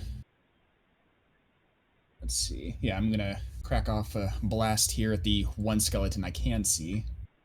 The one that's furthest out, this guy over here. Oh, no, I can't even see that one. You can. Oh. Well, I mean, I can't see him, like, on my screen. Like. Oh. Well, scroll down. You'll be able to. Kind of, yeah, I blended in a little. I meant this one here that just flipped an arrow at Core. Oh, I don't think it matters. No. By the way, Core has fallen. It looks like they're still aiming at him. That's disconcerting. Yeah. It's not great. Yeah, Core says. Yeah, not that it matters. I do not hit the skeleton at all. Yeah, its spell just kind of whips around your fingers. It doesn't make it much further than that. I don't want to hop down there myself and get injured, but at the same time, he's gonna die if I don't. So I guess I'll kind of. It's been a rough day. It's been a rough day, Oliver. You just gonna drop down? I'm gonna kind of catch the ledge of the awning and drop myself down as carefully as I can. Well, so now hold on. Yes, I see what you're saying, and that's how any person would probably reasonably get off of this awning. You would first kind of scoot your legs over the side and then just sort of slide down gently, right? Maybe grab a pole on the underneath of it. However, if you do that, if you go that slow, you're just going to have your bottom half dangling off that awning, exposed to the skeletons that are standing on that porch. And you can hear them moving. You can hear their rusty armor chinking. You can hear the bones of their feet on the wood down there. You'll also be hanging there for the archers to line up on pretty easily. So the options are run back or jump. Oh, I'm not going to be jumping up at least, but yeah, I'll try to... Yeah, just kind of I hop won't down. be careful about it, but try and Yeah. carefully as Jump on a possible. skeleton. And you just moved yourself, so I'm going to assume that means you know you're jumping near that lantern. So if you botch, Did this it could go end? terrible. But in the meantime, I go ahead and make Yeah, me there's just that. not much of a. No, you go back over there. No, no, I just like there's not an in between. I couldn't choose like to do that. Oh, I see. Good. That's good for me then. Make that dex check, please. DC 12. Jesus. Ooh, oh my goodness. I hate these That- At advantage, right? No, not an advantage. That would have been excellent if it had been. It would have been so good if you had been an advantage. No. Yeah, that's not a great drop. Okay, first of all, you do hit the lantern, and I am going to give the lantern a chance to Catch you on break. fire. Yeah, to break and catch on fire. I'm gonna say it's I'm gonna say there's a 70% chance if this roll comes in under 70. Oh, I'm basically dead. What did it come up at? 13. Yeah. Okay. So, yeah, you smash that lantern. It crashes to the ground. It doesn't instantly catch things on fire, but fire rolls up there near it. You land near it. It doesn't hurt you. It just falls with you and kind of erupts into flame there beside the porch, like right beside those steps. You splatter down into the mud, and since you failed your check, you fall and land on your butt. You're also going to take a -2 in your next round's initiative from the fall. And that's all for that. I'm not gonna no damage assignment on that. I'm gonna hold my action for if a skeleton comes within my melee range of me to attack. Okay. Yeah, it seems like they're excited to do so. Yeah, so that might be a good way to go. Roll initiative.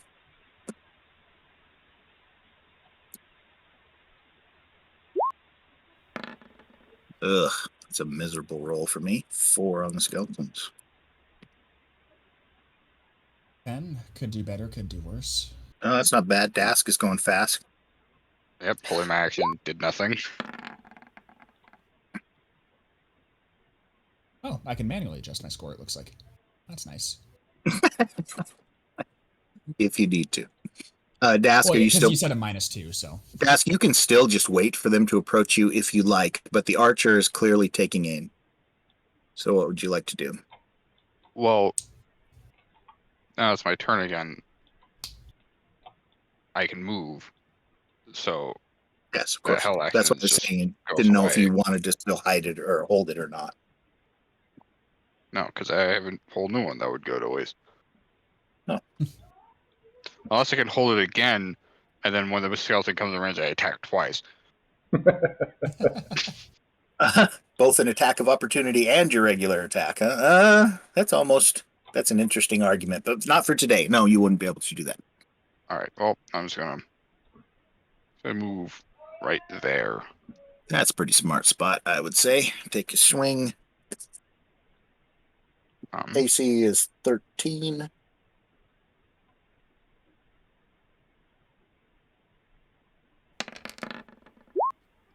That's not great. Yeah, that kind of it easily stops that with the mace with its shield. It loud sort of flat thunk of the mace on the shield as it does so, and it's grinning at you. You can't tell if it was always grinning or if just maybe it thought that was pretty awesome block. Next up is Oliver, or not Oliver, Core. I'm unconscious. Oh, can you give us a gurgle sound for role-playing purpose? Yep, that's good. Okay. That's good. Oh, yeah. And what sound is your inner mind making as it is sort of like unconsciously aware of the fact that skeleton above you is raising its sword to hit you again? Fuck life. My god has failed me for like the 8th time today. I'm sorry, dude. You did. Sorry. I'm a war cleric, and I would be great at war if I could last long enough to get into it. But I don't. I know. Okay, and Oliver, what's the plan? Stan, you're on your butt in the mud. You have surprised skeletons, though. The one up here, for instance, you've got its attention. Got ones at least. I kind of shout at them, just, "Hey, look over here!" Just, Oh, kind smart. of out. Make a charisma check. Maybe you can distract this one from pounding on core. Okay, Hey, that'll do. Okay. I saw one of them heading towards the 3 there, and I thought that was my first dice. I was like, no. Okay. Just turn off the second die. Right. I'm keeping them on there just because it's easy if we are in situations where there's advantage and everybody. It just speeds it up. That way, I don't even have to make you go in and apply advantage to it every time.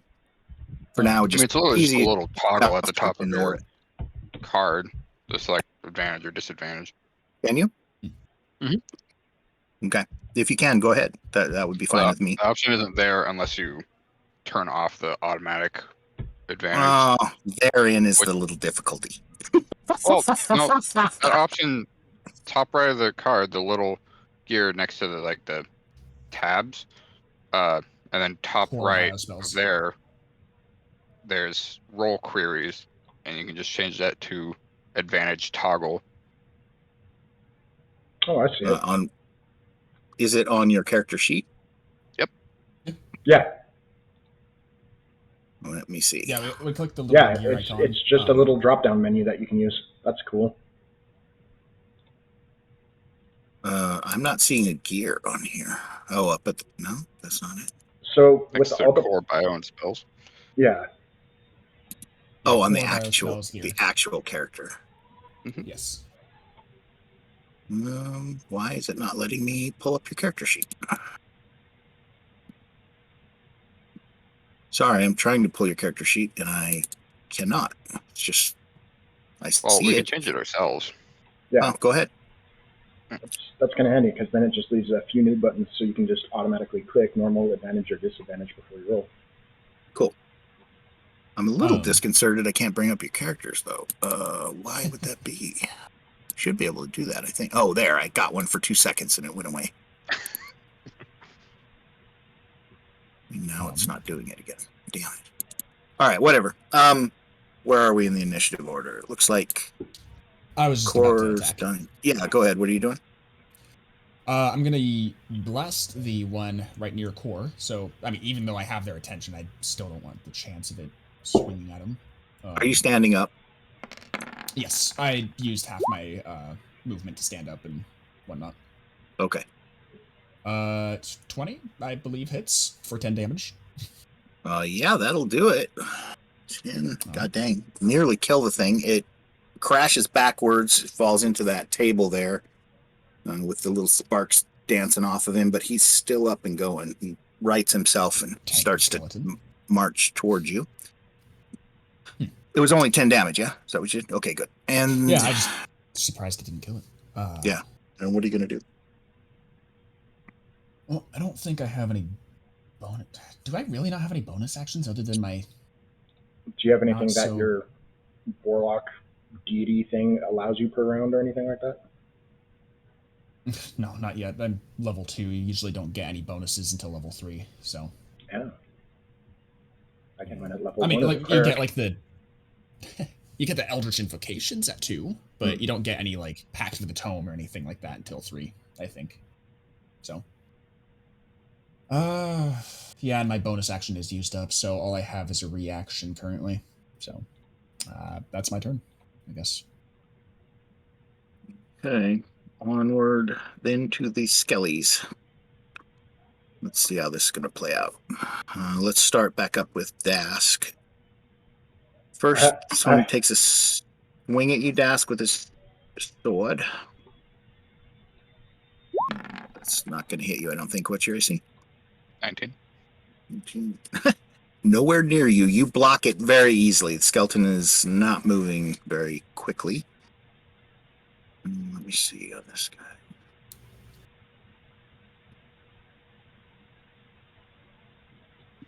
This guy moves over near the house.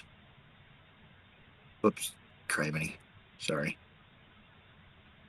He's trying to grab his little movement toggler and grab the other guy instead. And fires at you.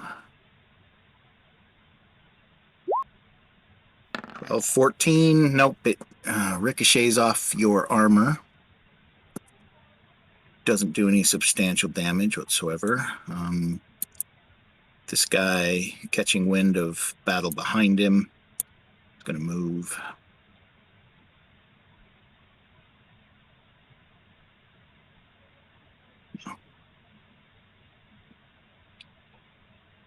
I would like to be able to judge those distances without having to switch my tool all the time. That'd be a nice trick. Switch my tool. Okay, over here. This archer fires on Oliver. Okay, over here. Oliver. This archer. Only 12. They get a +2. That's a hit. Barely 2. And then they get +2 to this. I'm actually going to use my reaction Shield? real quick. I do not have a shield, but I am going to use my reaction to cast Hellish Rebuke on the one that hit me. Hey, that's smart. For why is there so many dice? Wow, that was a scary amount of things happened right there. Looks like 9 fire damage. Is that correct? Yes. Okay. Is he on fire now? That is a good question. Point your finger, and the creature that damaged you momentarily surrounded by hellish flames. The creature must make a dex saving. Oh, so it has to make a dex saving throw. Okay. It takes 2d10 fire damage on a failed save, or half as much on a successful one. Spell save DC is currently the 12 plus a d4, I guess. It fails its save miserably, so 2d10 damage. Is that right? Yeah, but I guess I only got a 7 and a 2, so yeah, just the 9. Okay. Well, what I'm trying to figure out is if that fire stays on him. It doesn't say it lights him on fire, so. I'm just going to make a call on this one. I'm going to say that he'll take half of this damage again next round as the flames are going out. Okay? So that kind of extends that for a round. That way it's not just like instant fire and then gone. That makes more sense to me. And down here, his little buddy lines up, shoots you as well, or tries to. How much damage is the first one? The first one was 7, yeah. That's Did another. They really both roll 10 and only barely hit me. I hate that. Yep. Shthunk, shthunk. Another arrow thumps into you. You take We need to get you some armor. 6 I points do of have damage. Okay, so 7 and 6, so it's got to be 13. Well, So there's people screaming from inside the place. There's a couple of dwarves that are trying to muscle their way out of one of the windows. Look like they may be joining the fray in a second as well. But there's still not exactly an untight spot. This guy, he can't go past that fire. That's what I need. Let's indicate the fire, shall we? Because otherwise we're not really going to know where that is. So fire is here, roughly. It hasn't gotten real big yet. We'll just call it that, okay? He runs around that. Oliver, I'm scooting you over away from it just a bit so you're not in it. I think he can get close enough. That's true. Could do that. He takes a swing at you with his sword. You're standing, though, yes? yeah. For the time being. Woo! Oh. He botches, catches on fire in the fire there near him. God. Trips into the fire. He's still grinning as he's staring at his arm and his sword that's on fire and goes staggering backwards. The one up here on the porch jumps the railing, lands right here, and takes a swing at you. Oh my God. What would that even be? Oh. He misses as well. You're surviving, sir. Lack of tendons leads to lack of grace, apparently. Apparently. Okay, that's that round. Roll initiative for the next round. Sure. Roll high, please, for the love of God. Or whatever deity is out there. That'll do. 7, 8. They get a +2 because of their dex, so he's at 8. Yeah, and the sad thing is, Core, I do have armor on. How do you only have a That's 10? just Is your dexterity like an 8 or something? 10. I have a 10 dex, so I have a +0, and the armor is only a 12 to. Yeah, well, 12 plus dex, but yeah, I don't have dex, so. Ugh. Yeah, and light armor is very reliant on having good dex. Yeah. Unfortunately, I rolled like crap. That's why I'm wearing heavy armor, because my dex is also 10. You're telling this to the pincushion right now. Right. Dask, you're up. Go ahead and, or sorry, Oliver, you're up. I was gonna Oh, say. I see. Yeah, Dask at the bottom. Sorry. Well, I need to move away from all of this. It's a little tricky given the fires. You could try to shoot a path, but like, let's say you come this way, you're gonna get 2 attacks of opportunity. I guess you can withdraw. Well, I was But gonna say I can use the disengage action, but that's gonna Yeah. use up my action. But I'm probably gonna have to, otherwise I most likely will die. Where do you want to try to get to?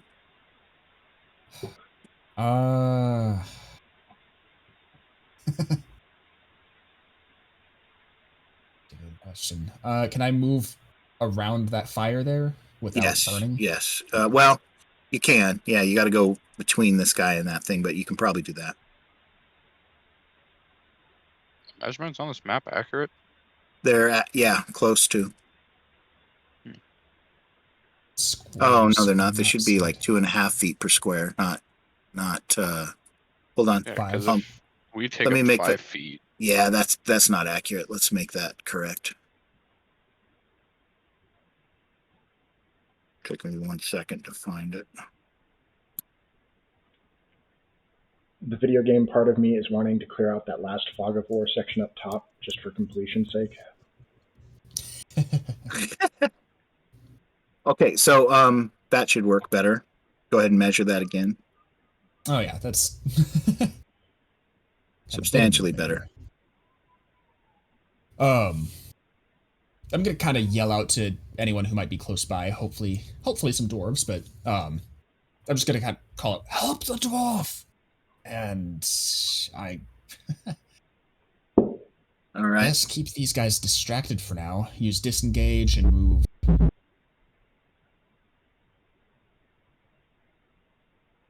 And move where? There. Right about there. Okay. Just Okay. basically trying to keep them busy. Yep, you kind of weave and dodge, rush past the fire, run over there. You still got an arrow sticking out of you somewhere as you run. You reach there, and now what are you going to do? Oh, that was my action, and I still do not have... Oh god, I hate not having bonus action. I thought I solved that.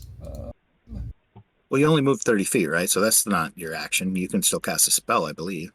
he disengaged. Yeah, Oh, you disengage disengage. counts as your action, yeah. I see. Because it prevents the opportunity attack. Gotcha. Um, Gotcha. Yeah, that's... Just keep running. Just keep running. Don't stop running. Yeah, I basically just dip and weave through them real quick and just call out to help the dwarf. And I guess... I'm just kind of sitting there at this point, so... Okay. And one tiny little wee dwarf appears. I don't even know what layer he landed on because he is not letting me grab him. Maybe I don't have the Yeah, right not grab. seeing him on ours, so... I got him, I think. That's roughly Is the it this guy size. over here? Yeah, I got it. Okay, he's just gonna he's running across the porch this way. However, that gives more targets for these archers, which might help you. Hopefully. So, Core, Running towards them. you're now down another one. What are you at? -4? Correct. Well, it's looking a little better. You don't have somebody leering right over top of you about to punch you in the face. If somebody could heal me, I could turn undead on 5 skellies right there. 5? You could. Yeah, Okay. because he readjusted the map area, so my 30 feet actually goes quite a bit further. See, 4 skellies. Where's the 5th one? Isn't that one right here? Oh, I didn't even... see that, man. Okay, this one runs up on you. One of the ones you disengaged from takes a swing. What's your Hey. AC? 12? 12. Yeah. Wait, didn't? No. Didn't what? Sorry, what? Oh, this turn's still going. I thought we redid initiative. No, not yet. We're still finishing out. Dask hasn't acted yet in the round. So it hits you, and Oh, please don't be much. Please no. plus 2, 4 points of damage. Okay. Yeah, I'm wheezing. Okay, this one that's on fire down here, I said he takes half damage. Wait, no, that's a different one. Which it one? was this This one over one. here. He hit me first. Oh, So. okay. Okay, he dies from the hellfire burning out on him. Good. Nice. We'll get rid of him. This guy takes another dice 6. His turn. That's 3 more. Okay, then despite that and being on fire, he's going to run up here and attack that dwarf. Yeah, with the fire, bringing the fire right along with him, conveniently enough. Under the awning, she is not not a good deal to have. Let's see. This fire is spreading just a bit. This archer down here in the corner is going to get some options. So dwarf and Oliver are his targeting options. I'll say that the dwarf is at even and Oliver's odd result here. Odd, he shoots at Oliver. AC 12, he gets a plus 2. Maybe, Miss. maybe a 9. Oh, God. I'm sorry, Oliver. Oh my God. I'm basically dead. Your eye happens to glance up and catch the gleam of his grin as he's releasing that arrow, and it heads right for your face, smacking down hard. You take this plus 2, 4 more points of damage. You unconscious? Oh, wait, sorry. So the maximum for that was going to be 6. 6 plus 4. So 6 plus 4, so 10. I'm at -9. Oh my God. That arrow stunk into your head. If you do recover, you're going to be missing an eye. You hit the ground, but my God, -9. That means that The only you've way he got can be saved is that dwarf. who's engaged. There's another dwarf coming out. I guess if he can manage to get there in time, then you might be okie dokie. I'm just gonna flavor this just in case. Doubt anything's gonna happen, but I'm gonna call out to my patron as I kind of sink unconscious. Just okay. Make a roll. God roll. You're making a god call. Roll percentage. Yep. The way this works is you need to get a 96 or higher on this percentage roll. Oh, wait. Before you do it, what level are you? Only 2. Only 2. So I'll give you 2 more points per level. So that puts you at a 90. Roll a 90 or over. Might actually pray to something right now. Oh, yeah, 92, I guess is what that is. Nope. Everything goes black. Okay, let's see. Now, over on the other side. Well, I think we just had our first character death. We might have.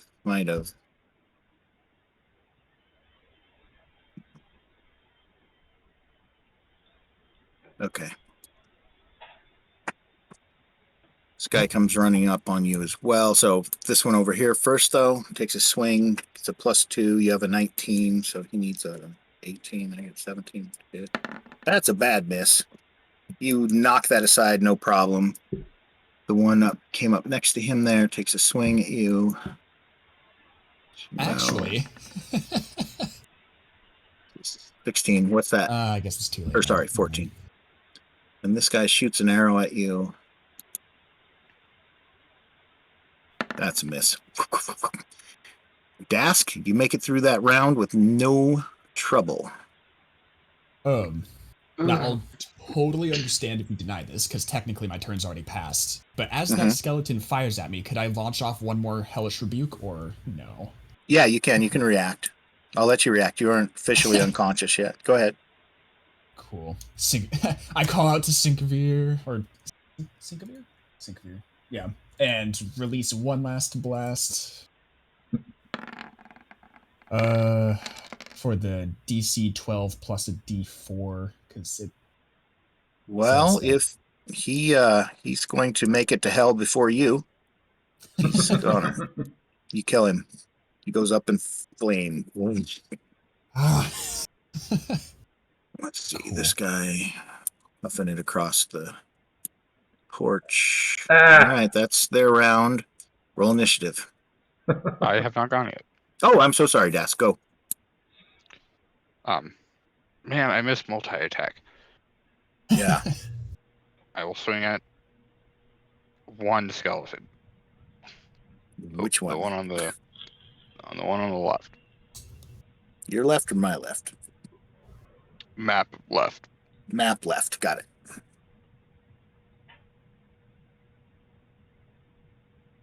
AC is 13. No. Oh, no, you hit. That's a hit. I know, but it was on 20, and then I saw one of the D4s come in and knock it over. Yep. That sucks. So sucked. Okay, you did hit it. Damage 5. Oh, yeah, right. It automatically does damage. Good. Yeah, sorry, I forgot that too. Yeah, okay, you smash him pretty hard. Some bones break. But that's that. Okay, roll initiative. Well, boys. Skeletons are on a 6. What? I'm going to give the dwarves a turn on this, so let me see.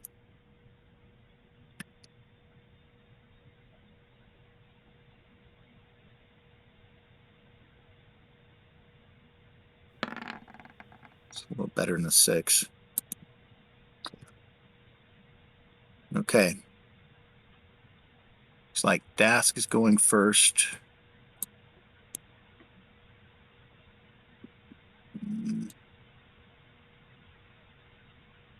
Don't know. We'll see how this plays out. I think you're going to die. Yeah. I don't see a way to... Now, do you bleed out on your turn, or is it at the end of the round? Be the end of the round. I'd give it definitely till the end of the round. So we'll see if that dwarf can... If the dwarf even recognizes what's going on. So there's a flaming skeleton over here, another one running across the porch. I'm going to make him make a probably a perception check to see if he sees that someone is down. And even then, there's a skeleton standing over Oliver. So isn't that the one you just blasted? No, he hellish that was the archer. He hellish rebuked the archer. Yeah, because I can only do it to something that hit me. Which I guess he technically did. He? I don't know. Yeah. Well, did he hit? The archer's the one that nat 20. So that's true. Yeah, it would have been a more judicious use. Would have been on him, but whatever. We'll see where we get. First, Dask. What are you doing? I guess just smacking the same skeleton again. Okay, rolled it.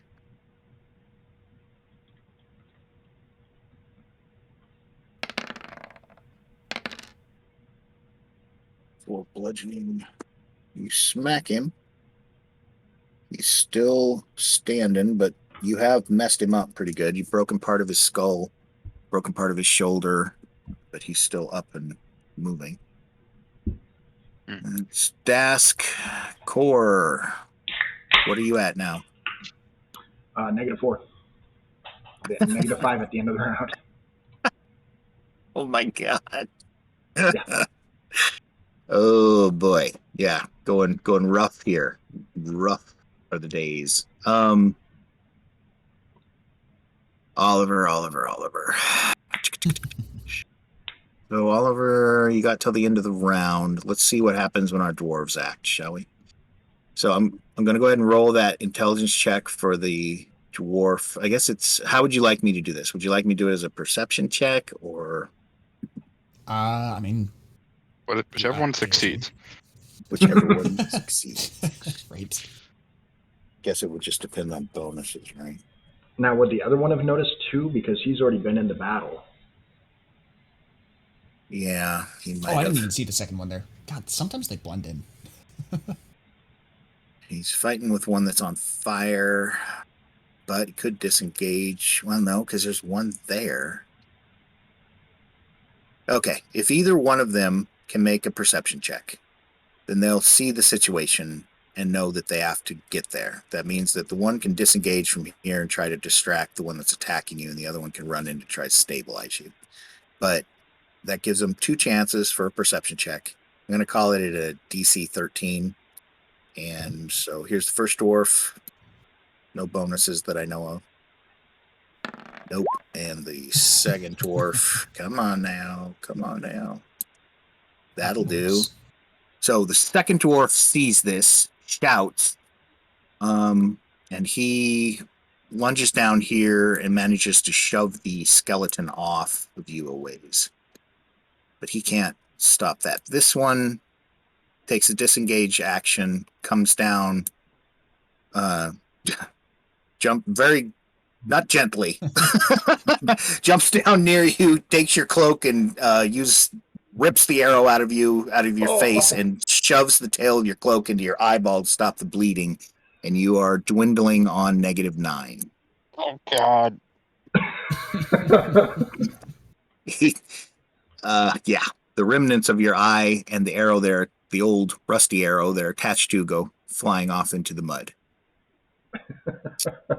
And then we get to the skeletons. Okay, so this guy's going to go ahead and come down this way. This guy has managed to set part of the porch on fire. He's coming this way as well. No, he dies. Sorry, he's dead. He would collapse in flame there, and now the nice cowhide is on fire. Yeah, the cowhide's on fire, as if it needed more problems. All right. This guy can't quite reach there. He gets in close, though. But you two are unconscious, so we really aren't going to know much more what happens out there. And back here, though, with Dask. Dask rolling. Oh, wait, no, these guys get to attack first. First attack on you is sword, Dask, the guy that's to my left. Whoops. Thump. So I think you need to turn off your time. fake dice here. Sorry. Just turn off the god mode. You take 6 plus 4 damage, 10 points of damage from the hit. So yeah, it's a good hit. And then next one swings his sword. Oh my god. It's another hit. Not double, but 5 points of damage from that. And the arrow misses. You're hit twice, Dask, pretty hard. What do you do now? Let's roll initiative. Skeletons. Do we need a roll initiative down there? No, you two are fine. Well, in a manner of speaking. I would call myself a little less than fine at this point. Yeah, I'm right there with you, dude. Dwarves are going slow. Oops. I mean, to be fair, you didn't get shot through the eyeball. You got shot a couple times, don't get me wrong, but you got... Shot and slashed and bit and fucking clawed and beat. Hey, I get it. I was also on fire for way too long. I believe... How did my skeletons get an 18? That's not right, is it? I think I rolled a 9 for them. Hey, what the fuck, cat? Stop it. Let me see. Just bit me out for no reason. Put that at a 9 because I don't remember what I rolled, but that You did roll a 9. Okay. Going off the last initiative or something? I don't know. Yeah, I don't know what it was doing. That was pretty fast for him. Okay, Dask, you're up first. Bash and dash.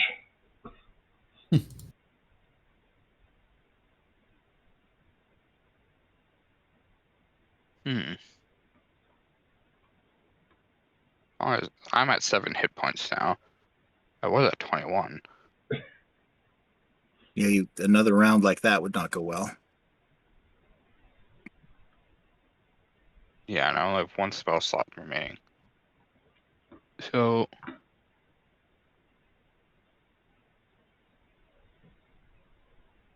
even if I disengage and run away, they'll just run up behind me. But you probably heard the battle out there. I mean, you could run towards the other battle. Or he can't. He'd have to work his way around them to do that. He could also run to the back door and run back in and slam the door on them. Yeah, that's what I'm thinking.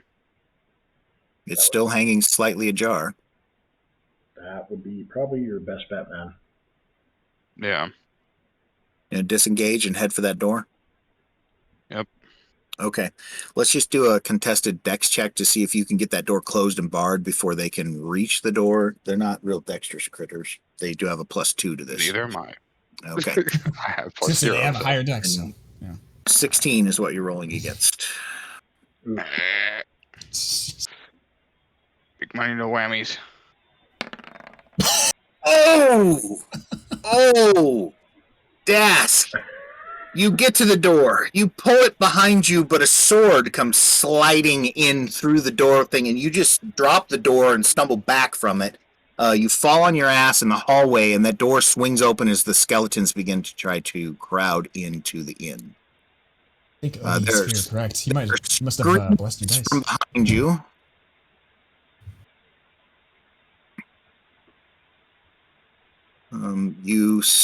Let's see, you're about, say, like yay or so.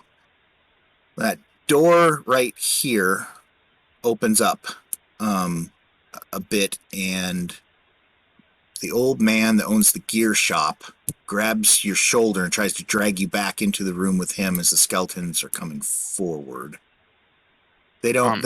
They aren't able to attack you this round. They've managed to just get to the door. So how much movement did I use to get in there?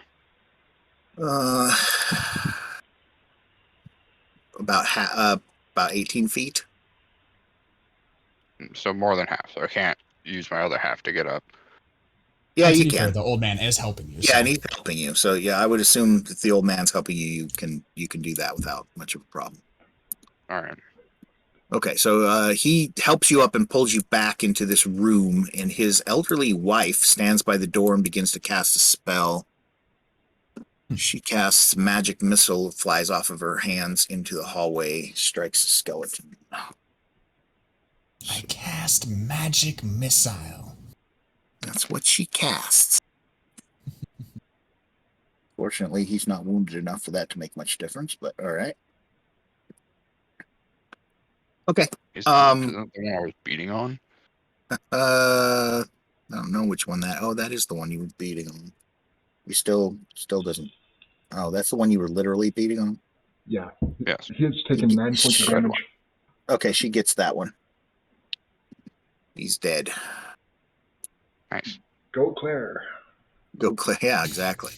The other one is up right behind him, though, coming for the doorway.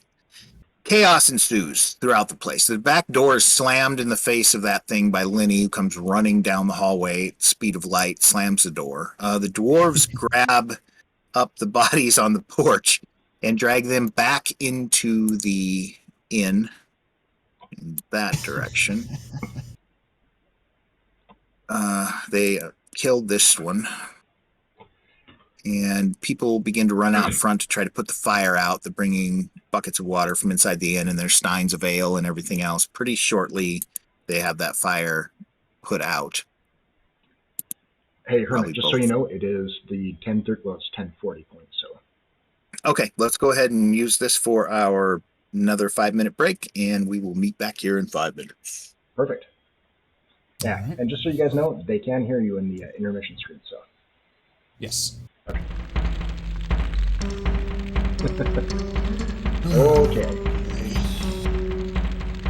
I don't think we're leaving for the place tomorrow.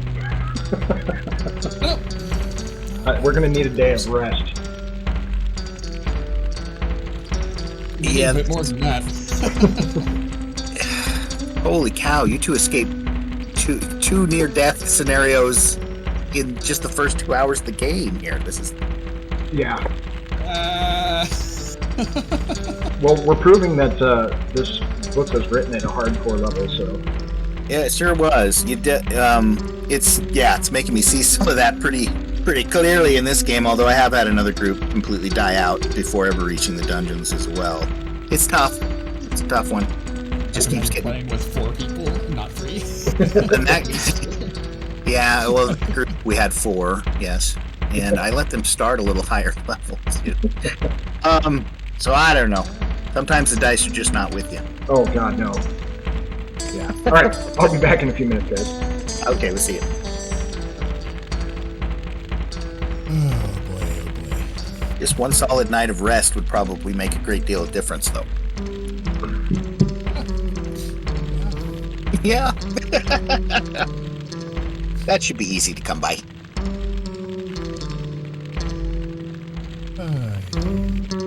But hey, if I can meet someone that has like greater restoration or something, I might be able to get my eye back. Maybe. Oh, that's right. You got you got your eye shot out. Literally shot out. You had an arrow through your eyeball, stuck into the, what is that back of the little circle back there in your skull? The socket or orbit or whatever you want to call it. The socket, yep. Ugh, God, that would be nasty. It'd be so hideous. At 20 of all things. Oh my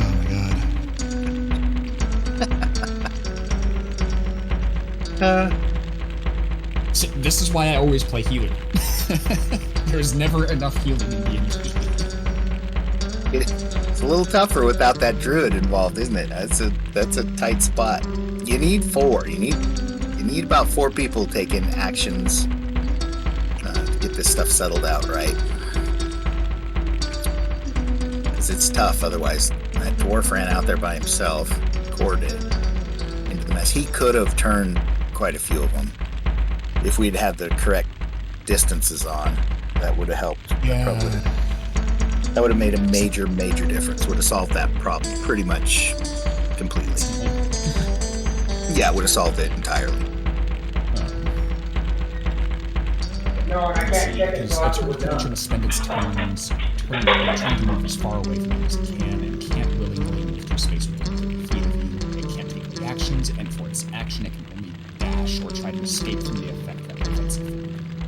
So I've heard some debate over the what is it I've heard? Here and there, some people complaining about 5e's turning rules, but that doesn't seem that seems correct.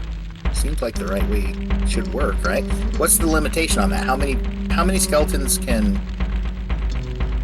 core? How many? It just says each undead that you can see or hear within 30 feet of you. Yeah, it should. So I guess line of sight is technically. It's in that area of effect, right? Like every undead in that area of effect. Is it different for like more massive undead?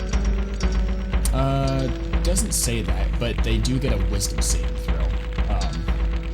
So that probably ties in.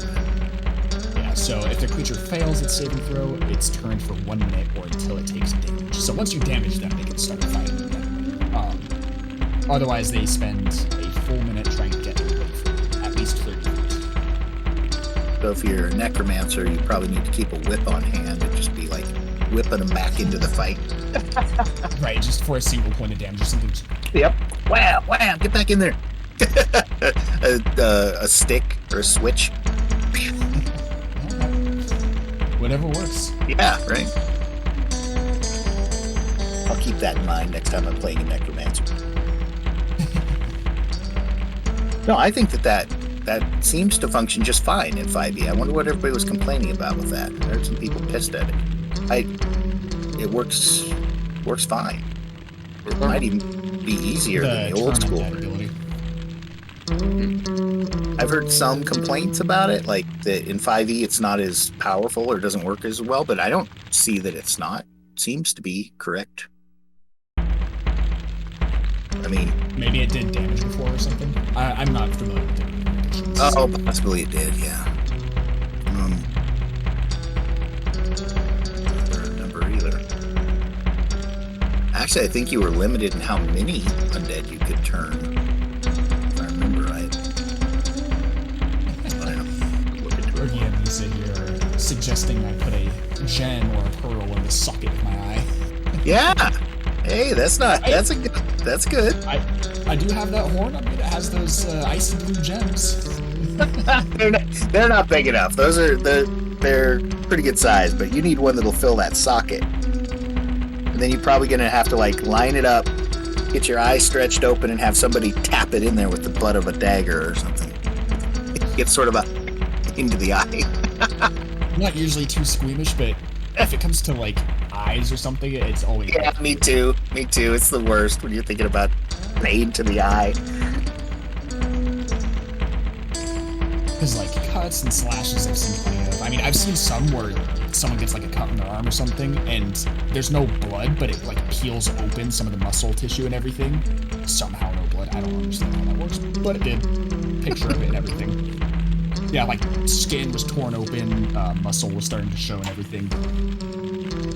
Itty bitty tiny bits of blood. It was it. And that still doesn't get me nearly as bad as imagining an arrow to the eye socket.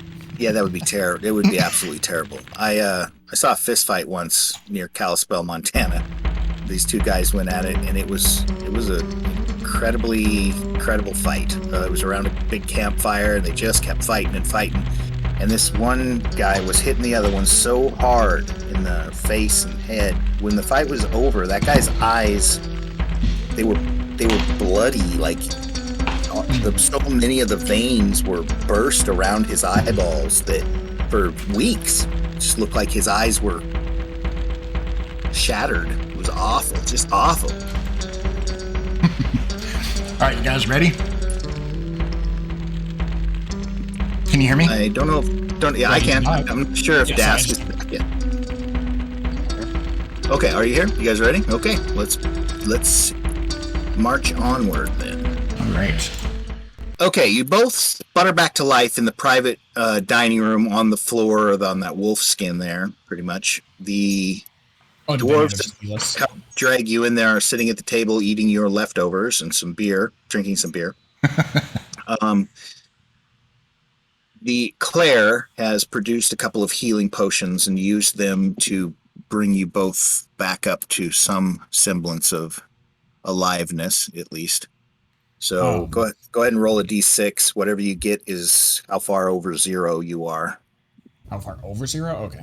Yeah. Yep. I mean, it makes sense. I was at -9, so 2 makes sense. Yeah, that'll work. I'm at 4. You're in a little better shape than you have been all night. Right. Right. I'm going to shut off your glow now, although I'll put that back on there again next time because that's pretty helpful to have.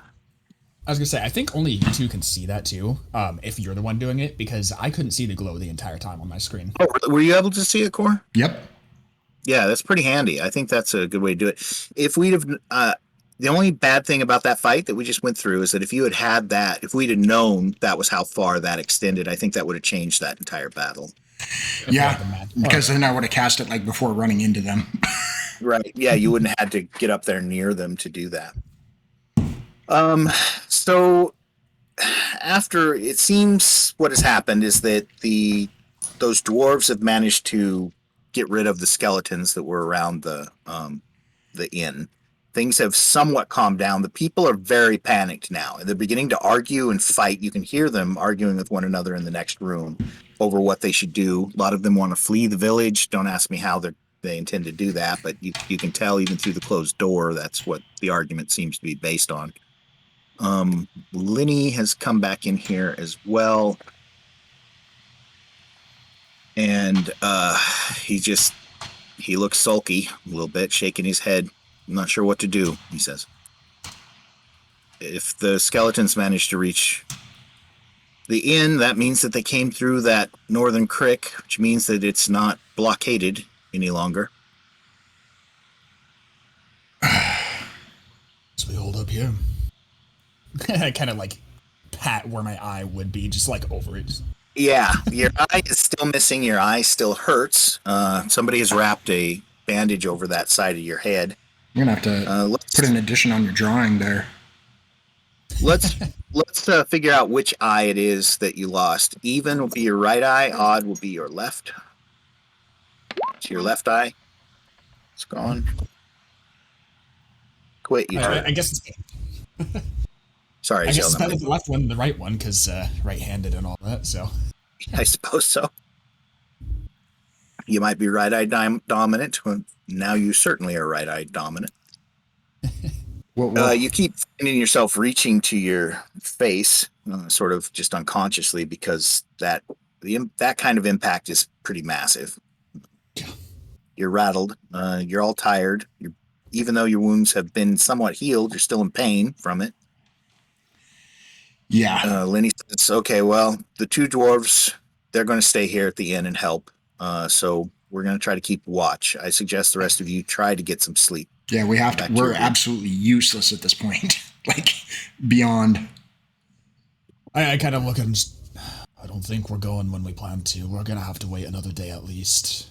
And I kind of pat my eye again, just preferably longer, but we don't have that long. That seems like it might be the wise choice. Do you guys go to your room? Yeah. Okay. You arrive up in your room to a grisly sight. Uh-oh. Your dear friend, Feyre, who's laying in this bed. There's blood dripping from the side of the bed. She has been chopped to ribbons in her bed. Oh. So something got up there at some point. Yeah, she has been very thoroughly dismantled. She has been stabbed repeatedly in the torso, chest and torso, but her face has been, somebody took a wicked slicing to her face. It's pretty rough. Everybody make me a con check. DC, let's call it 12. If you fail it, you're going to vomit. Okay, there's no sigils or anything carved onto her, are there? Oh, that's an interesting question. Come on. If you make your con check, you can investigate core. No one made the con check. Nope. All three of you stumble back out of the room, slam the door behind you, throw up at various places in the hallway, and just coughing, gagging, looking at one another like, what the hell? Ay. All right. Well, we need to get her wrapped up and buried. You try to master yourself and head back in there again? Yeah. Okay. Well, now that we know what to expect, and it's not so much. I'll make it a little easier. Con check DC 10. Roll it again. If you fail it again, you're not going to be able to help with this. Just start Another two. What the? Another two. I have a +4 to con. You just can't handle it. She was with you guys just a couple of days ago, and now she got sick, and now, holy crap. Okay, Oliver, on the other hand, you've completely mastered yourself. You're fine. The initial shock is worn off, and I'm just like, I already lost an eye. This just doesn't bother me.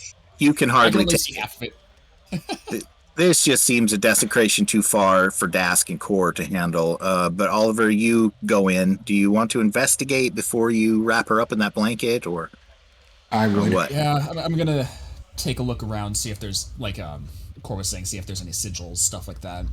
Check her body. It sounds awful, but check the body. If it's necromantic, it would be carved into the body. That's true. I guess I'll just take a look over it. Yeah, I'll be searching the rest of the upstairs as well. Okay, so make your investigation check for me. It's pretty easy, but just go ahead and make the check. We'll call it a DC 10. For me or them? You. For you, sir. You're the only one able to hang out up there. Well, because they said they were going to check around upstairs, so. Nat 20. All right. Will do. That will do, pig. That will do. You total, peel that blood-soaked blanket back away from her, and a couple of things are obvious. First of all, someone has taken the time to remove one arm entirely, her right arm. Her left arm, they have removed the bottom half of from about the elbow up. There also seems like someone has decided to take the calves. Those have been sliced off of this body. But you do not see any distinctive sigils or anything like that. But someone took their Seems time working this around. There's blood spatters along the floor toward the door. I would say they make it about this far, and then they're gone. There's a bucket there with some water that's been sloshed over the floor, and the water in the bucket is bloody. Oh, so they were washing their blades. Jesus. Rachel, if you're watching this, I'm sorry. That's brutal. That is. Oh boy. Yeah. So do you wrap her up in the blanket? As much as I reasonably can, yeah. Just kind of take the whole thing, and just I don't know, tie it up, whatever. As respectfully as I can, but yeah. some kids were in the hallway when the vomiting session started. They all began to ran down the stairs. Now, shortly, this brings, of course. Oh boy. Gonna bring some of the owners up. So I guess we got.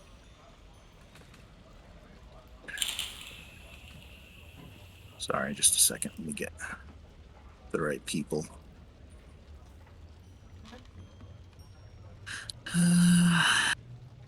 Sometimes you have so many tokens, it's impossible to find the right ones. Lisa brings up a good point. Wonder if it was Mindra. She's been sus this entire time, so. Well, I thought you were talking about where she said, "'Cause I am awesome." And Oogie says, "Don't go to the local barbecue."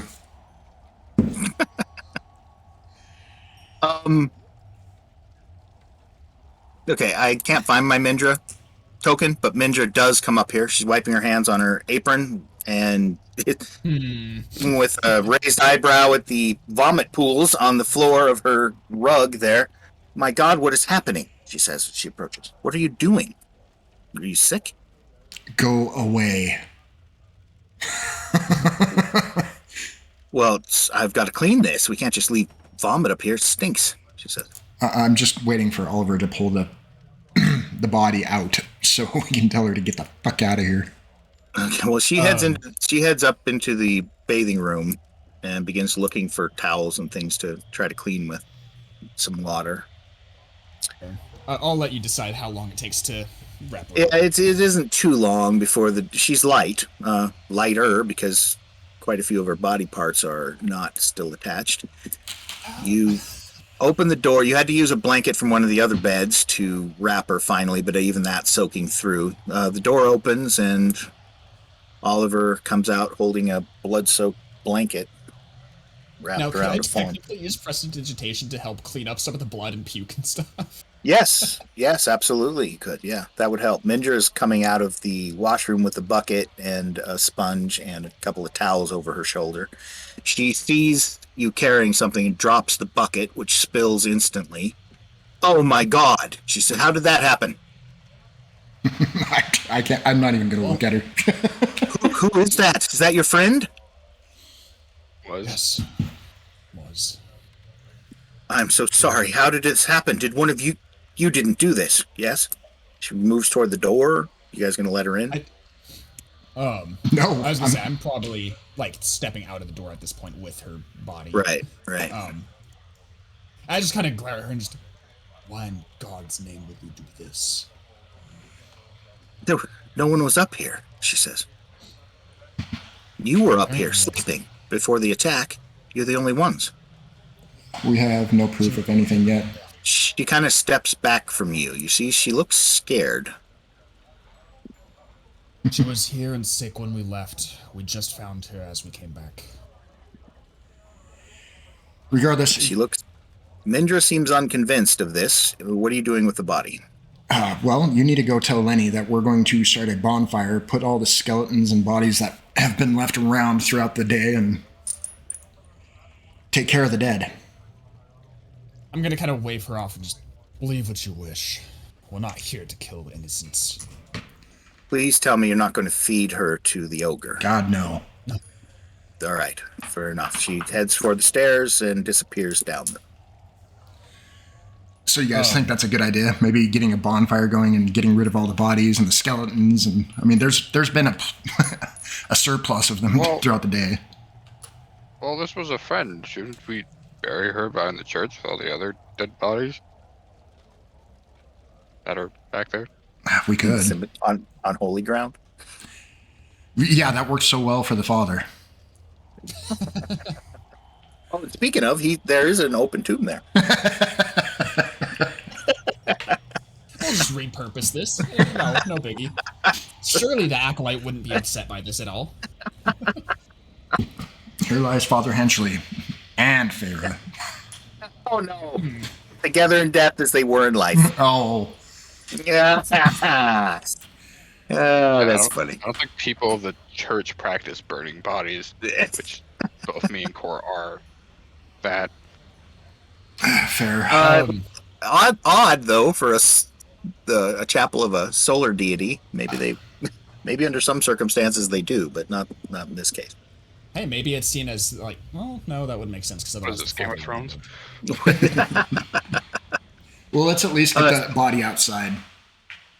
Okay, Lenny meets you up the stairs and just sort of shakes his head. It's true then? Oh my God.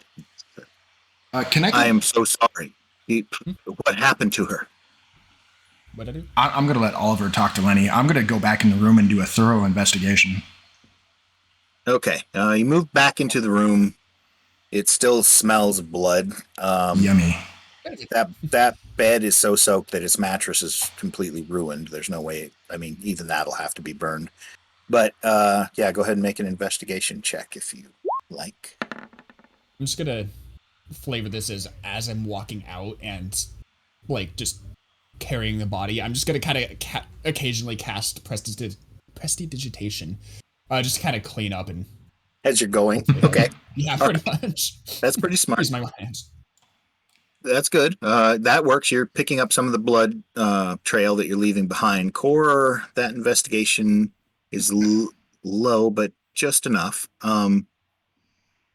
So there isn't a lot else you can tell about what happens here. Did you hear me describe where there's a bucket there that had been spilled over? The towel there that's all bloody. The bed is just completely bloody, and the long dagger that was used is still there on the bed as well. All right, I'm gonna gingerly pick that up and put it in my slide it to the back of my belt. Okay. Nothing else of note, I take it? No, nothing of note. That dagger is old, but is a good one. It's just old, a little bit rusty here and there. Okay. Can I search the rest of the upstairs for any clues or suspicious peoples or skeletons? You sure can. Now, so all the rooms at this point have been taken by the various people who live here. So the only rooms that you wouldn't have to knock on are the bathing room, number 4 there that you can see.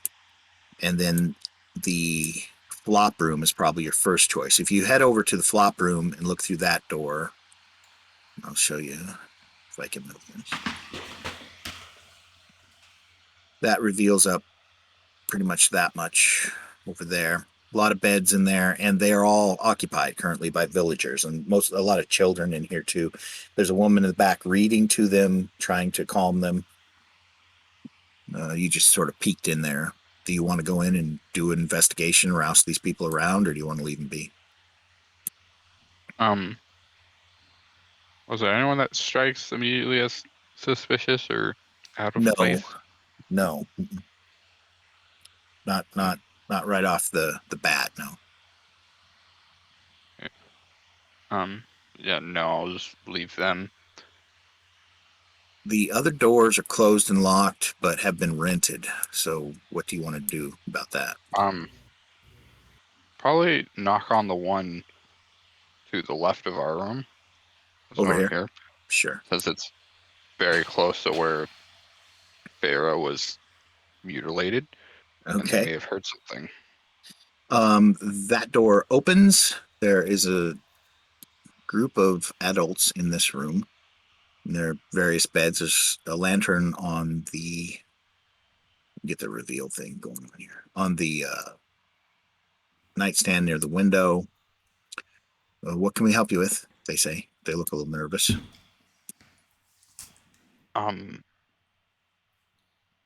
Did you, by chance, hear any commotion or suspicious noises from the next room?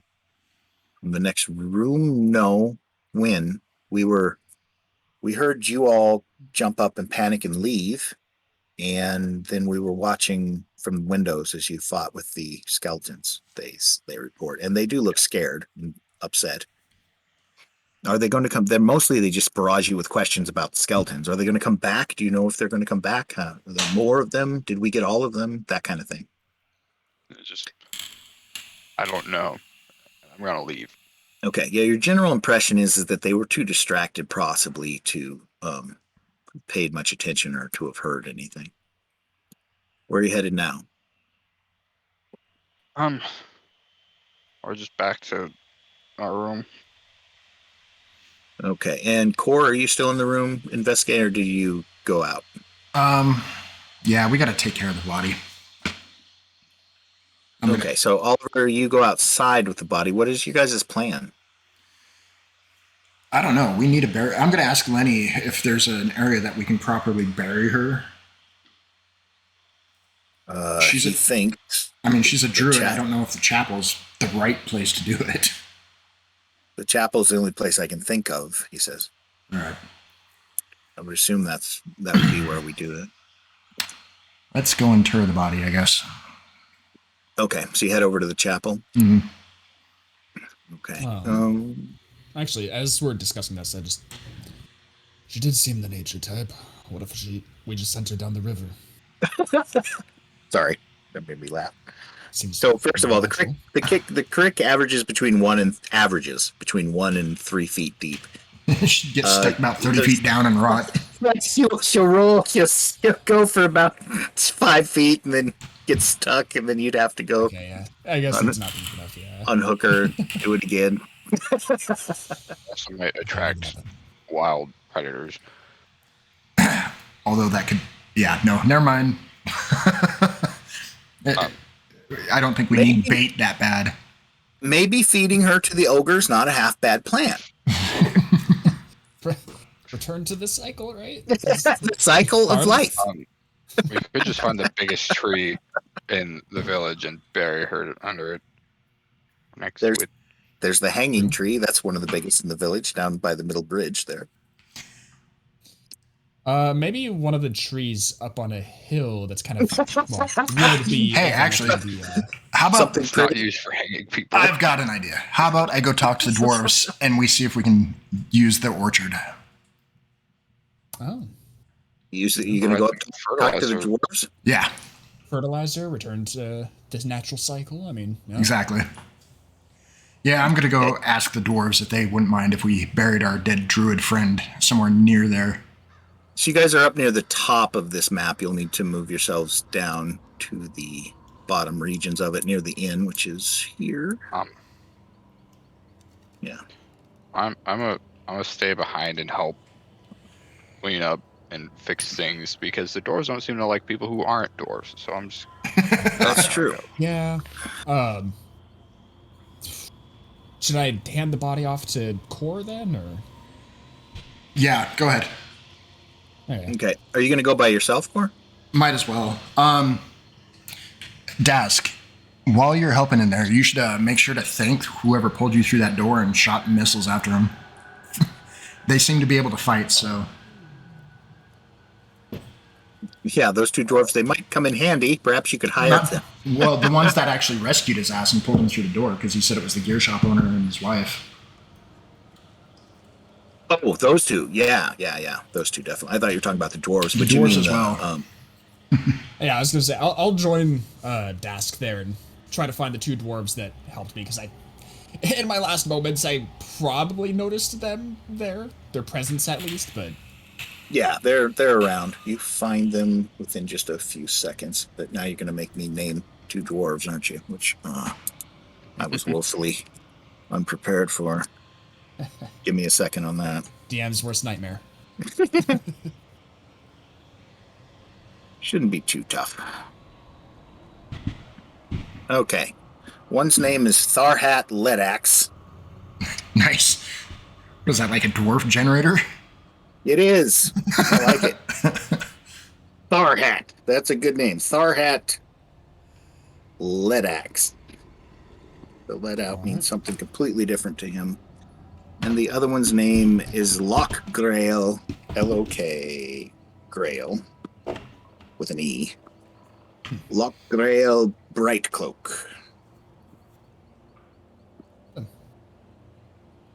I was mostly just gonna say I'm gonna go find him and thank him and Buy him a beer. Yeah, they introduce themselves. They buy you a beer, slap you on the shoulders, and then barrage you with questions about your dead friend and how that happened. I guess I'll just let him know what I know and the fact that we don't know anything other than she was mutilated. So Okay. You reach the tower. The dwarves up at the top lean over.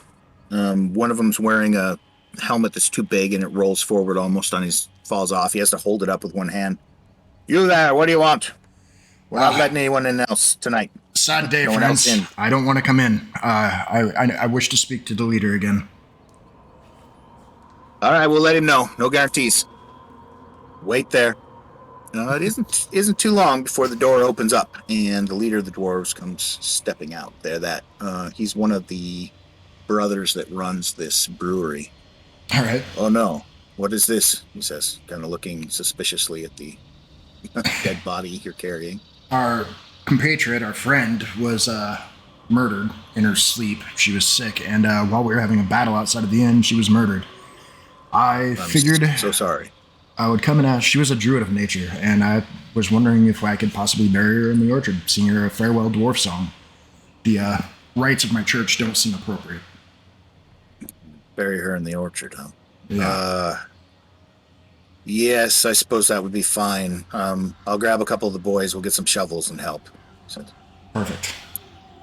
He seems about half drunk, but he heads back in anyway, and shortly 2 other equally drunk dwarves arrive out with him. They're mostly beards and glittering drunken eyes with shovels and a couple of lanterns. It's the group of you walk down in the rain into the orchard somewhere around, here-ish. They find a spot and begin to dig. Perfect. Back at the inn, Dask, what are you up to? Helping out with whatever Ninja needs help with. Oh, okay. She's upstairs cleaning, and she's quite happy to have you helping her. Oh, yeah. Oh, I bet she is. She is. She really is. She's very happy about it. And at one point, though, you have to help her carry the mattress out. It's blood-soaked. She doesn't want to carry it past all the people downstairs, so you wait till there's no one really looking out of their rooms and drag it to the window overlooking that door that you came out of, the side door, where the skeletons chased you back into the inn. And she opens the window, you roll up the mattress and drop it out the side there. And then she says, when this is all over, I'm going to pour you a hot bath. You look like you could use one, she says. All right. All right. That was a very good answer for about it. All right. Awkward smile. She heads back into the room and continues cleaning. Let me see if there's anything else you can notice. Can you make me a perception check?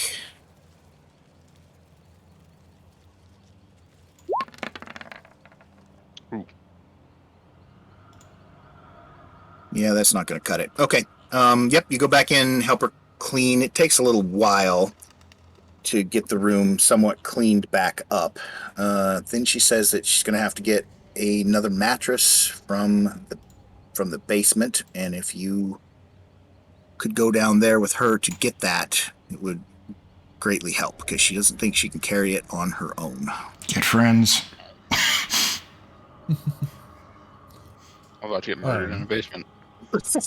Get friends. it's probably about midnight that I'm starting to walk up the stairs and just, all right, Oh, close up the body. that is funny. Sorry, lost train of thought. What are you doing inside there? I'm just heading back from outside and seeing what there is I can do to help before we hopefully get some rest. Right? Okay. You see Mindra and Dask walking together happily down the stairs, smiling at one another sideways. They move toward the bar, behind the bar, and into the kitchen. All right. Do we get in to the- clear the fog of war of the kitchen? Yeah, if you'd like. I'll take us back over there. You discover in the kitchen a one-armed dwarf working. And he looks pretty tired and surly. What's this then? We can't just have anybody walking back here. She tells him to shush. She needs help pulling a mattress out. There's your kitchen. There's your dwarf. No, kind of looks like he has two hands to me. Hey. I couldn't find one with one arm, and so we're just going to pretend. He's grumbling about it. He moves this table here. It has to be moved out of the way. You can see there's a trap door here. Once that table has been scooted out of the way, they lift the trap door. And she has a lantern, and she points down the stairs. They're rickety kind of wooden stairs down into the basement. I go. You head down there, and she goes down after you. So, as you're coming downstairs, you notice a lot of gleaming little eyes ahead of you in the dark. A lot. There's a lot of rats in this room. There are boxes of stored goods and sort of shelves with, the assorted paraphernalia and just all the little knickknacks and whatnots that you might need running an inn. And there's a lot of that. So everything from vases to hold flowers to end tables to a pile of mattresses in the back. I'll be right back, guys. There's a bunch of rats. They scurry in all directions across the room as she goes through here. Says these rats, they've gotten nasty over the last few weeks. Sorry about that. Quite all right. And then she points to the mattresses and says, okay, so we need to just pick one out from that group there. She pushes a couple of them aside and chooses one of the third one down, begins to pull on that to get it to come out. And it does pretty shortly there. She's holding one end of it, you're holding the other. And she begins up the stairs first, facing backwards, and she sets the lantern to the side and then carefully is stepping up the stairs, holding the end of the mattress. It's folded in half. You know how uncomfortable and awful it is to move like a futon mattress? This is, only slightly worse than that. So you are following up behind her along the stairs. However, it's a little tricky. And I need you to make a dex check for me. DC 12.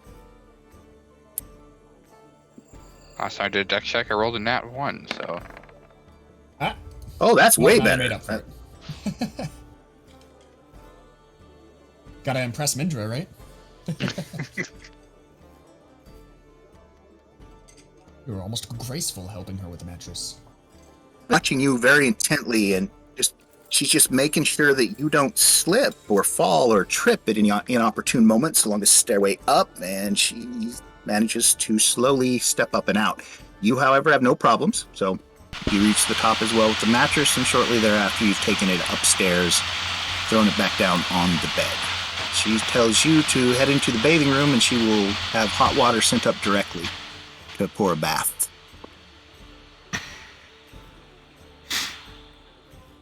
Yeah. Do you do this, Dask? Are you going to do that or no? Sure. Okay, so you head into that room. You hear... I'm going to put us back on the second level then so you can see something. In this room, over here in this corner, is a cabinet. And you're in here. I assume you're, getting undressed, getting ready to get in the bath. There's some water in the bath already. It's not used water, it's just colder water. You begin to hear some rattling and ropes kind of bouncing inside that cabinet. Kind of a cranking sound, and then it stops after a little bit. This door here opens up. Mindra comes in, walks across, opens that cabinet, and there's 2 large containers of hot water there. Can you help me with this, dear? Okay. She says. You grab one. It's a dumbwaiter, in other words. Yeah. And make a go ahead and make an insight check for me. Big money, no whammies. Hey. That's good enough. You remember seeing a cabinet similar to this near the stairs in the basement. And by judging by where it was placed, that tells you that probably this dumbwaiter goes all the way from the basement clear up to what would be the floor above this, the residence, as well, probably. Anyway, she asks for help moving the buckets of water, and you help her? Yeah. Okay. Yeah, pours in the water pretty soon. And she goes over to a cabinet, pokes through the bottles in there, comes out with a couple of them, pops one open, pours an oil in, and then pops another one, pours another oil in. Then just kind of smiles at you and winks and leaves. Yeah, I was almost thinking she wouldn't leave there for a sec. Yeah, you find Dask, you were thinking that too. It's odd that she does, frankly, but maybe she's given up. You shut her down so hard last time. I'm a man of the cloth. No, you're a man of the sun. Get it right. Damn, I should have named my character Solaire. That was a missed opportunity. The steamy water has a wonderful scent to it now, kind of a thick lavender with maybe a hint of whiskey in there or something. There's a little sting to it, and the steam's rolling off. It looks luxurious. You hopping in or no? Yeah. Okay, you sink down into it and need to make me a Constitution save, DC 14. It is very comfy. The smell is strong as you're getting down into it. The heat sort of braces you. It feels nice. Ooh. Damn, I won. And you instantly begin to feel very heavy and a little dizzy. And you slowly slip into unconsciousness. What are the rest of you doing? My bathwater. She roofied my bathwater! You know, there's people that pay for that. People have paid good money for that. In the orchard, Core, you finish putting the dirt on your friend. The dwarves have sobered up. We're headed back up for beers, friend. Do you want to come with us? I'm going to stay here a moment and just sing a little dwarven dirge. Okay. Our sorrows are with you. It's not easy to lose a friend, but this is a good place to have buried her. It's pretty here. No one will disturb her. The birds all come through here in the spring. It's nice, he says. Thank you, sirs. You're welcome. And they head back to the tower. Yeah, I'll just give a little song eulogy of whatever song eulogies dwarves do and then head back towards the inn. All right. It isn't long then you find yourself at the inn. Oliver, where are you in the inn? Downstairs in your room? What are you doing?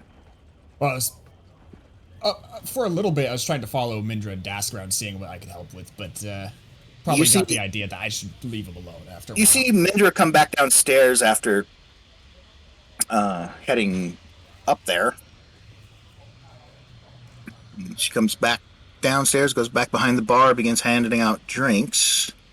Dask is still upstairs, so you're not sure if he went to bed or what. They were cleaning the room. Fair enough. Yeah, I'll probably just go up and check out the room, see if he's in there or something. You head up, look in. He's not in the room.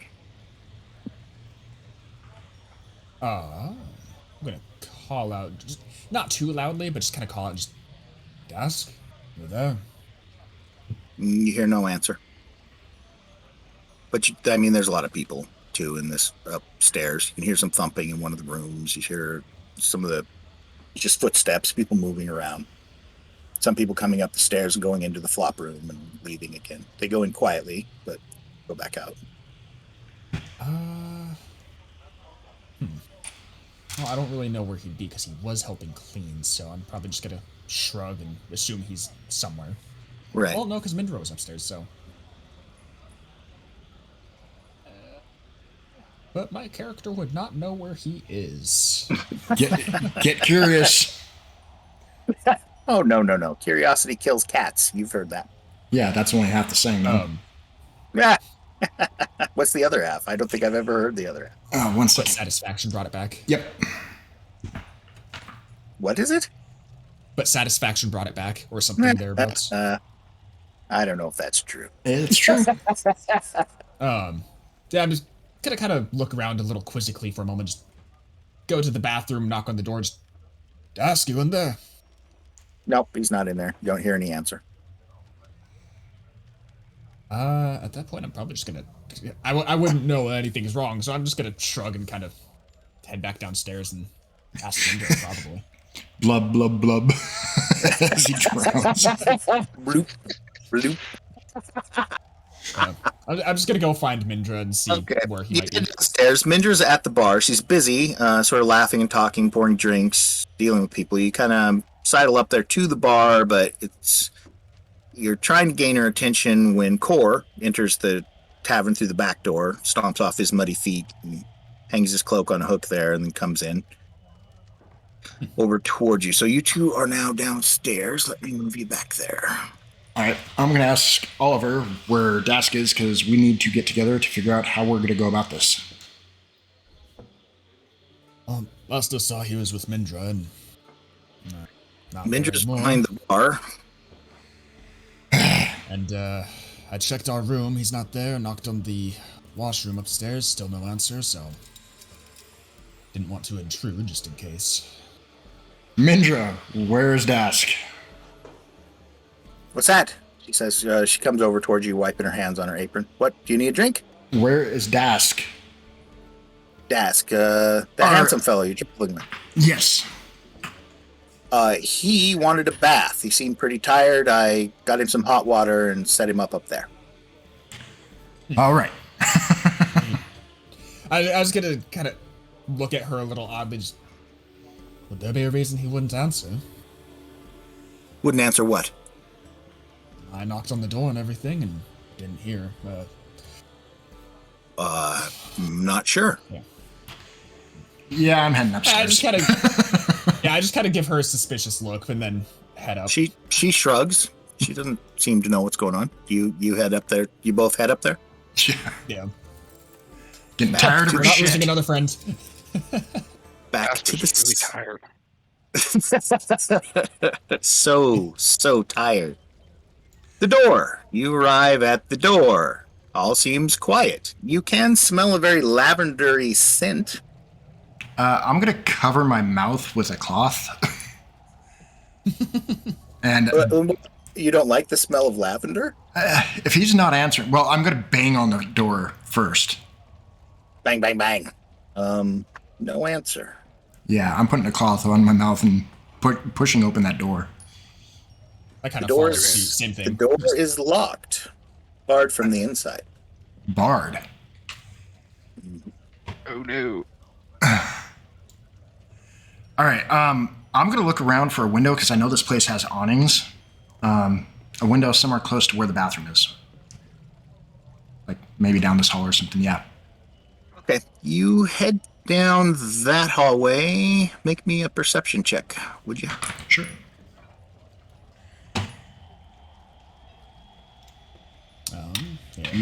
Should I make one as well since I'm kind of following, or? Sure. Yeah, don't expect to hit this. It's like a DC 18. Just want to see. Uh-oh. I can't. Here's hoping. There we go. Oh, That'll do it. What? Oliver, your eye catches the reflection of a tiny drop of blood on the stairs. Does the stairs go up to a door that's the residence upstairs? I kind of call to the core real quick. Hey, look at this. And I kind of go back to the stairs and point out the drop of blood. Yep, it's distinctly a drop of blood right there. All right. In and of itself doesn't tell you a lot, but No. there it is. It needs further investigation, but right now we need to get into the bathroom. Okay, so you head on to the window. Yeah. You move the barrel out of the way. Some of the debris there. The shutters are on that window open. So go to open it. I'm going to check just to see how well this opens. You only need to worry about this roll if I roll an odd number, and the lower the odd number, the worse it is for attempting to open it. Oh, dear goodness. That window it hasn't been used in a long time. It is swollen shut in its encasement and isn't a very large window to begin with, but it's like 2.5 feet wide, 3 feet tall, maybe. I have a hammer. You gonna hammer out Lenny's window? Yes, I am. All right. There's a smash and crash of glass. Somewhere you hear a muffled shout. One of the doors, this door over here opens just a bit, just enough to look out. What is happening? An old man says to you there. An old woman. I'm just renovating. This window was moldy. What are you doing? Don't open those things. Well, it's kind of open now. Does Lenny know you're doing that? Not yet. The door closes. Be quiet. Close the door. Okay. What are you doing? Renovating. You're on the second floor. There is no like awning like directly above you. It's another floor above you because the how to describe this. So half of this upper inn is a third floor residence, right? So that raised portion is directly above these windows. It'd be above the bathroom window and the window that you're above. Now, looking over, you can see a wood pile below you, and you also see the window of the bathroom, but that's... How far is that? 20 feet away. Ugh. All right, fuck. I wish I was a rogue right now. Bloop, bloop. Yeah, yeah. I'm going back to the bathroom door then. We don't have time for this crap. The dwarf angrily marches back toward Oliver. You can sense he's Oliver, or not since he's Oliver. You sense he's angry. He marches, trudges to the door.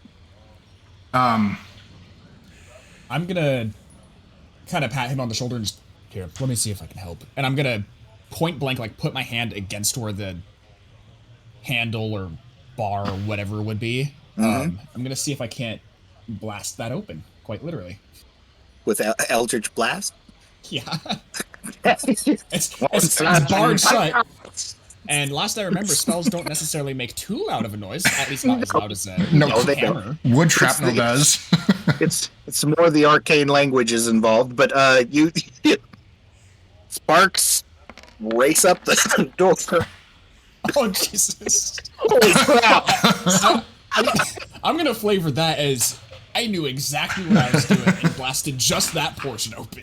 Oh my god. There's purple sparks and electrical blasts in all direction on that door. Smoke billows into the hallway. Hold on. I got a nat 20, which means I did what I was meaning to do very well, correct?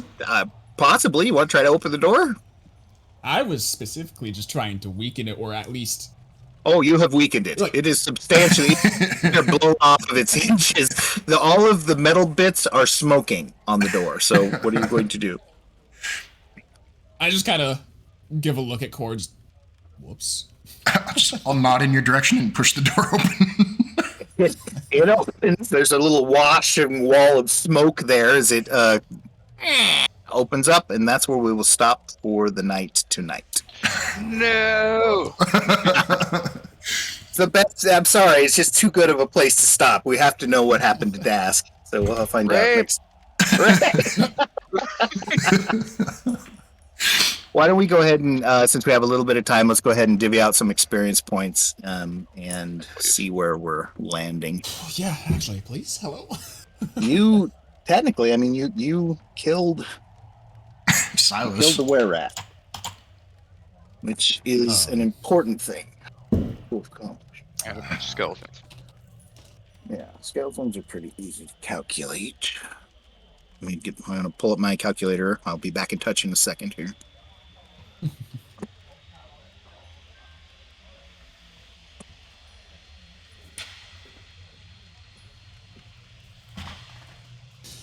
Tries to just kind of weaken the hinges and stuff and ends up blasting open the door. Yep.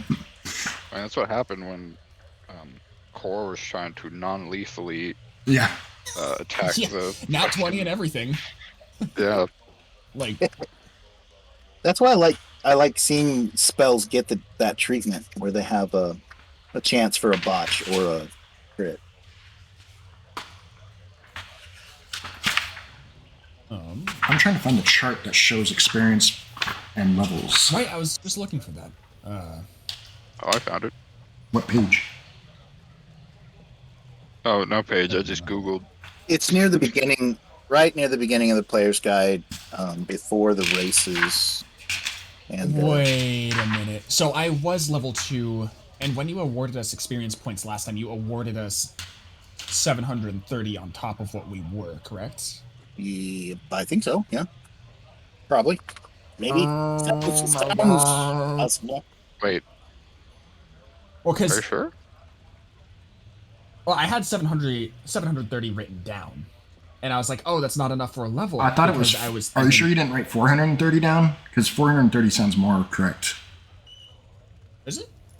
Yeah, because 430 would put yeah. me exactly from 900 to 1,130, which is what I have. And it would put us from 300, Michael, of a level 2 to 730. Oh, Well- okay. Yeah. So I'm probably at 730, and I just okay. You just received another 750 each. Oh, And that's So, and I've calculated in that's with the addition of burying your friend, your investigations, feeding the ogre. You've gotten extra experience points for those things, and you've kind of milled around and done some business here and there. So for the skeletons, of course, the where at. okay. So 730 Are we is level what 2? we're at total. You mean You level guys 3? should definitely be level 3 by now. Yeah. yes. You level said 3. 750 each, correct? Yeah. So So that puts me at 1480. Yeah. well, thank God, because that may help. We need to get you out of the phase where you're all unconscious. Well, I mean, if Dask has lived, but let's go ahead and roll for go ahead and any of you that might level up Dask on the off chance that you survive long enough to do that, go ahead and roll for your hit points and all that. All right. One roll. Oh, what is that? What are we rolling for? Well, the hit points you gain for your level plus your con. So Yep. So I got 8. that's not bad. Could have been better, but not bad. Mm-hmm. What is my hit dice? I always forget. D8? I think so for a cleric. I believe that's what it is. Yeah. I'll check very quickly.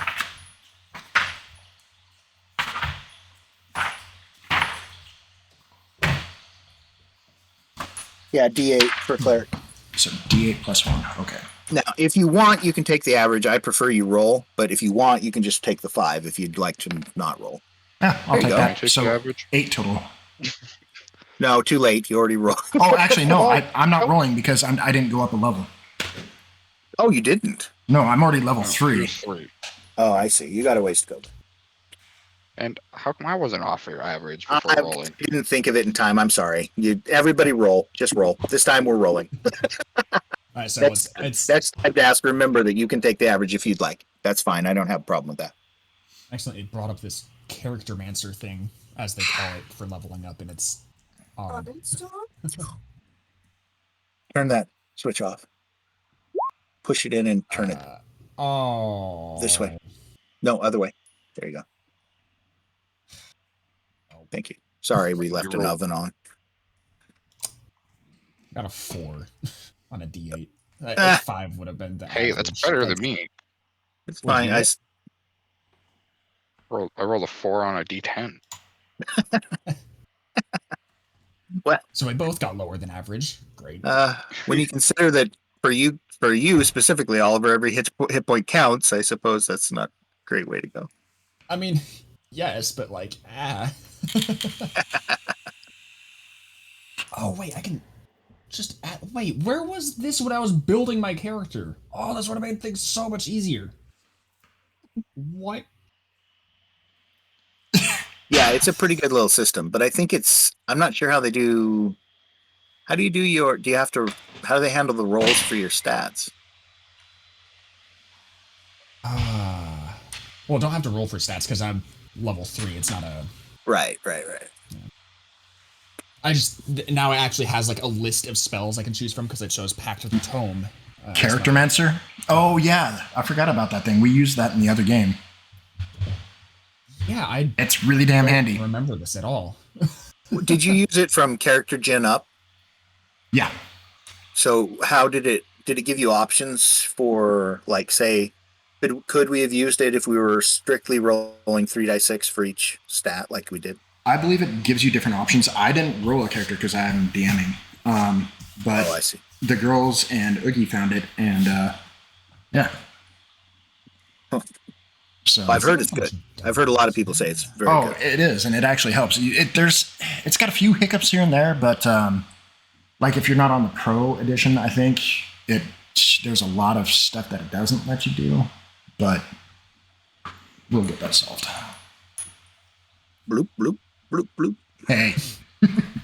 What spells are you taking all? So far I've grabbed Mending, Spare the Dying, and I have one left. Mending because our shit keeps getting, Yep. down in points, and Spare the Dying because, well, frankly, we need that. Instead of having to make a medicine check or anything, I can literally just touch a creature as an action and they become stable. So I need to be aware of a familiar.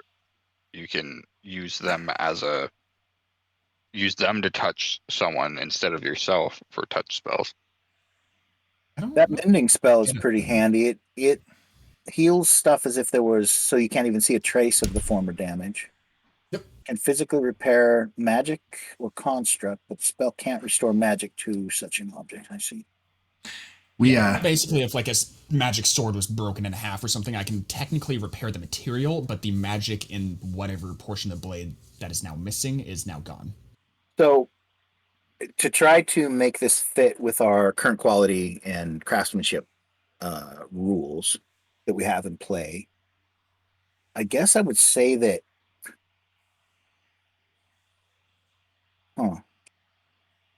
How should we handle that in game? Should we say, so if you cast this on, say your sword breaks, and you cast it on it, should we give it half of its craftsmanship back? Oh, that is a good question. I would say half unless he like crits it. Yeah, me too. That's what I was thinking as well. Like, so if we say half, it's also something you could use before it absolutely breaks and becomes dysfunctional, but it's on its way, right? So you've got your rope is all frayed up. Your water skin is like it's already on its last legs, right? So if you cast that on it, I think you would just get to one casting of the spell would allow you to add half of your. It's a cantrip. That's pretty good for a cantrip. Shit, you could use that on everything. Yeah, but I would limit that to like you can only use it once between repair. Like it has to be used and then can't be used until actually repaired or something. That way you're not casting it like 40 fucking times a day on the same object. Well, yeah, I mean I can see that. For just for tonight on the, well, just as we're discussing it, for the moment, let's consider half of the craftsmanship scores repaired to it with the use of that spell. And then I'll try to figure out how to him that in so that it works realistically. I don't feel like restricting it much, though. Okay. I think if you do have the spell, it is too bad it's not a level 1 spell, because that would add in sort of the all the restrictions that we would need, because you would be having to decide to spend a slot to cast it. You could always make it like when using it on something utilitarian, not utilitarian, but like essential, I guess, like weapons and armor, that it does become a level 1 spell. Well, the thing with warlocks is we always cast at max level. We have like 2 spell slots. Yeah, and then you cast at the max you're capable of, right? Is that how that works? Yeah. There's no choosing spell level. Well, I have it as well, so. Yeah. Well, let's give it some thought through the week and banter some ideas around about it, so that we have it functioning before you guys start to actually like use it actively and play. We can make it fit. We'll make these two systems jive with each other. It shouldn't be too tough. I don't want to make it so that like you just can cast that on, and solve any old problem. Right. But I don't want to restrict it too much because it's pretty handy.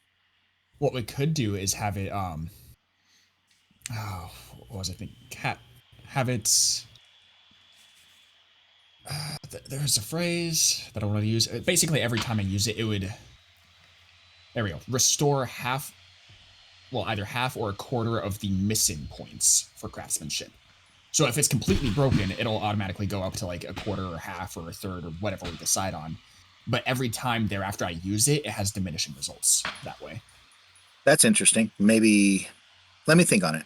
Because what I don't want to end up in is some sort of situation where you have to add even more bookkeeping to each item, right? So like when you consider like all the items your character's carrying around, if you cast mending on your water skin, and then we come back to it 3 days later, how are we going to keep track of that?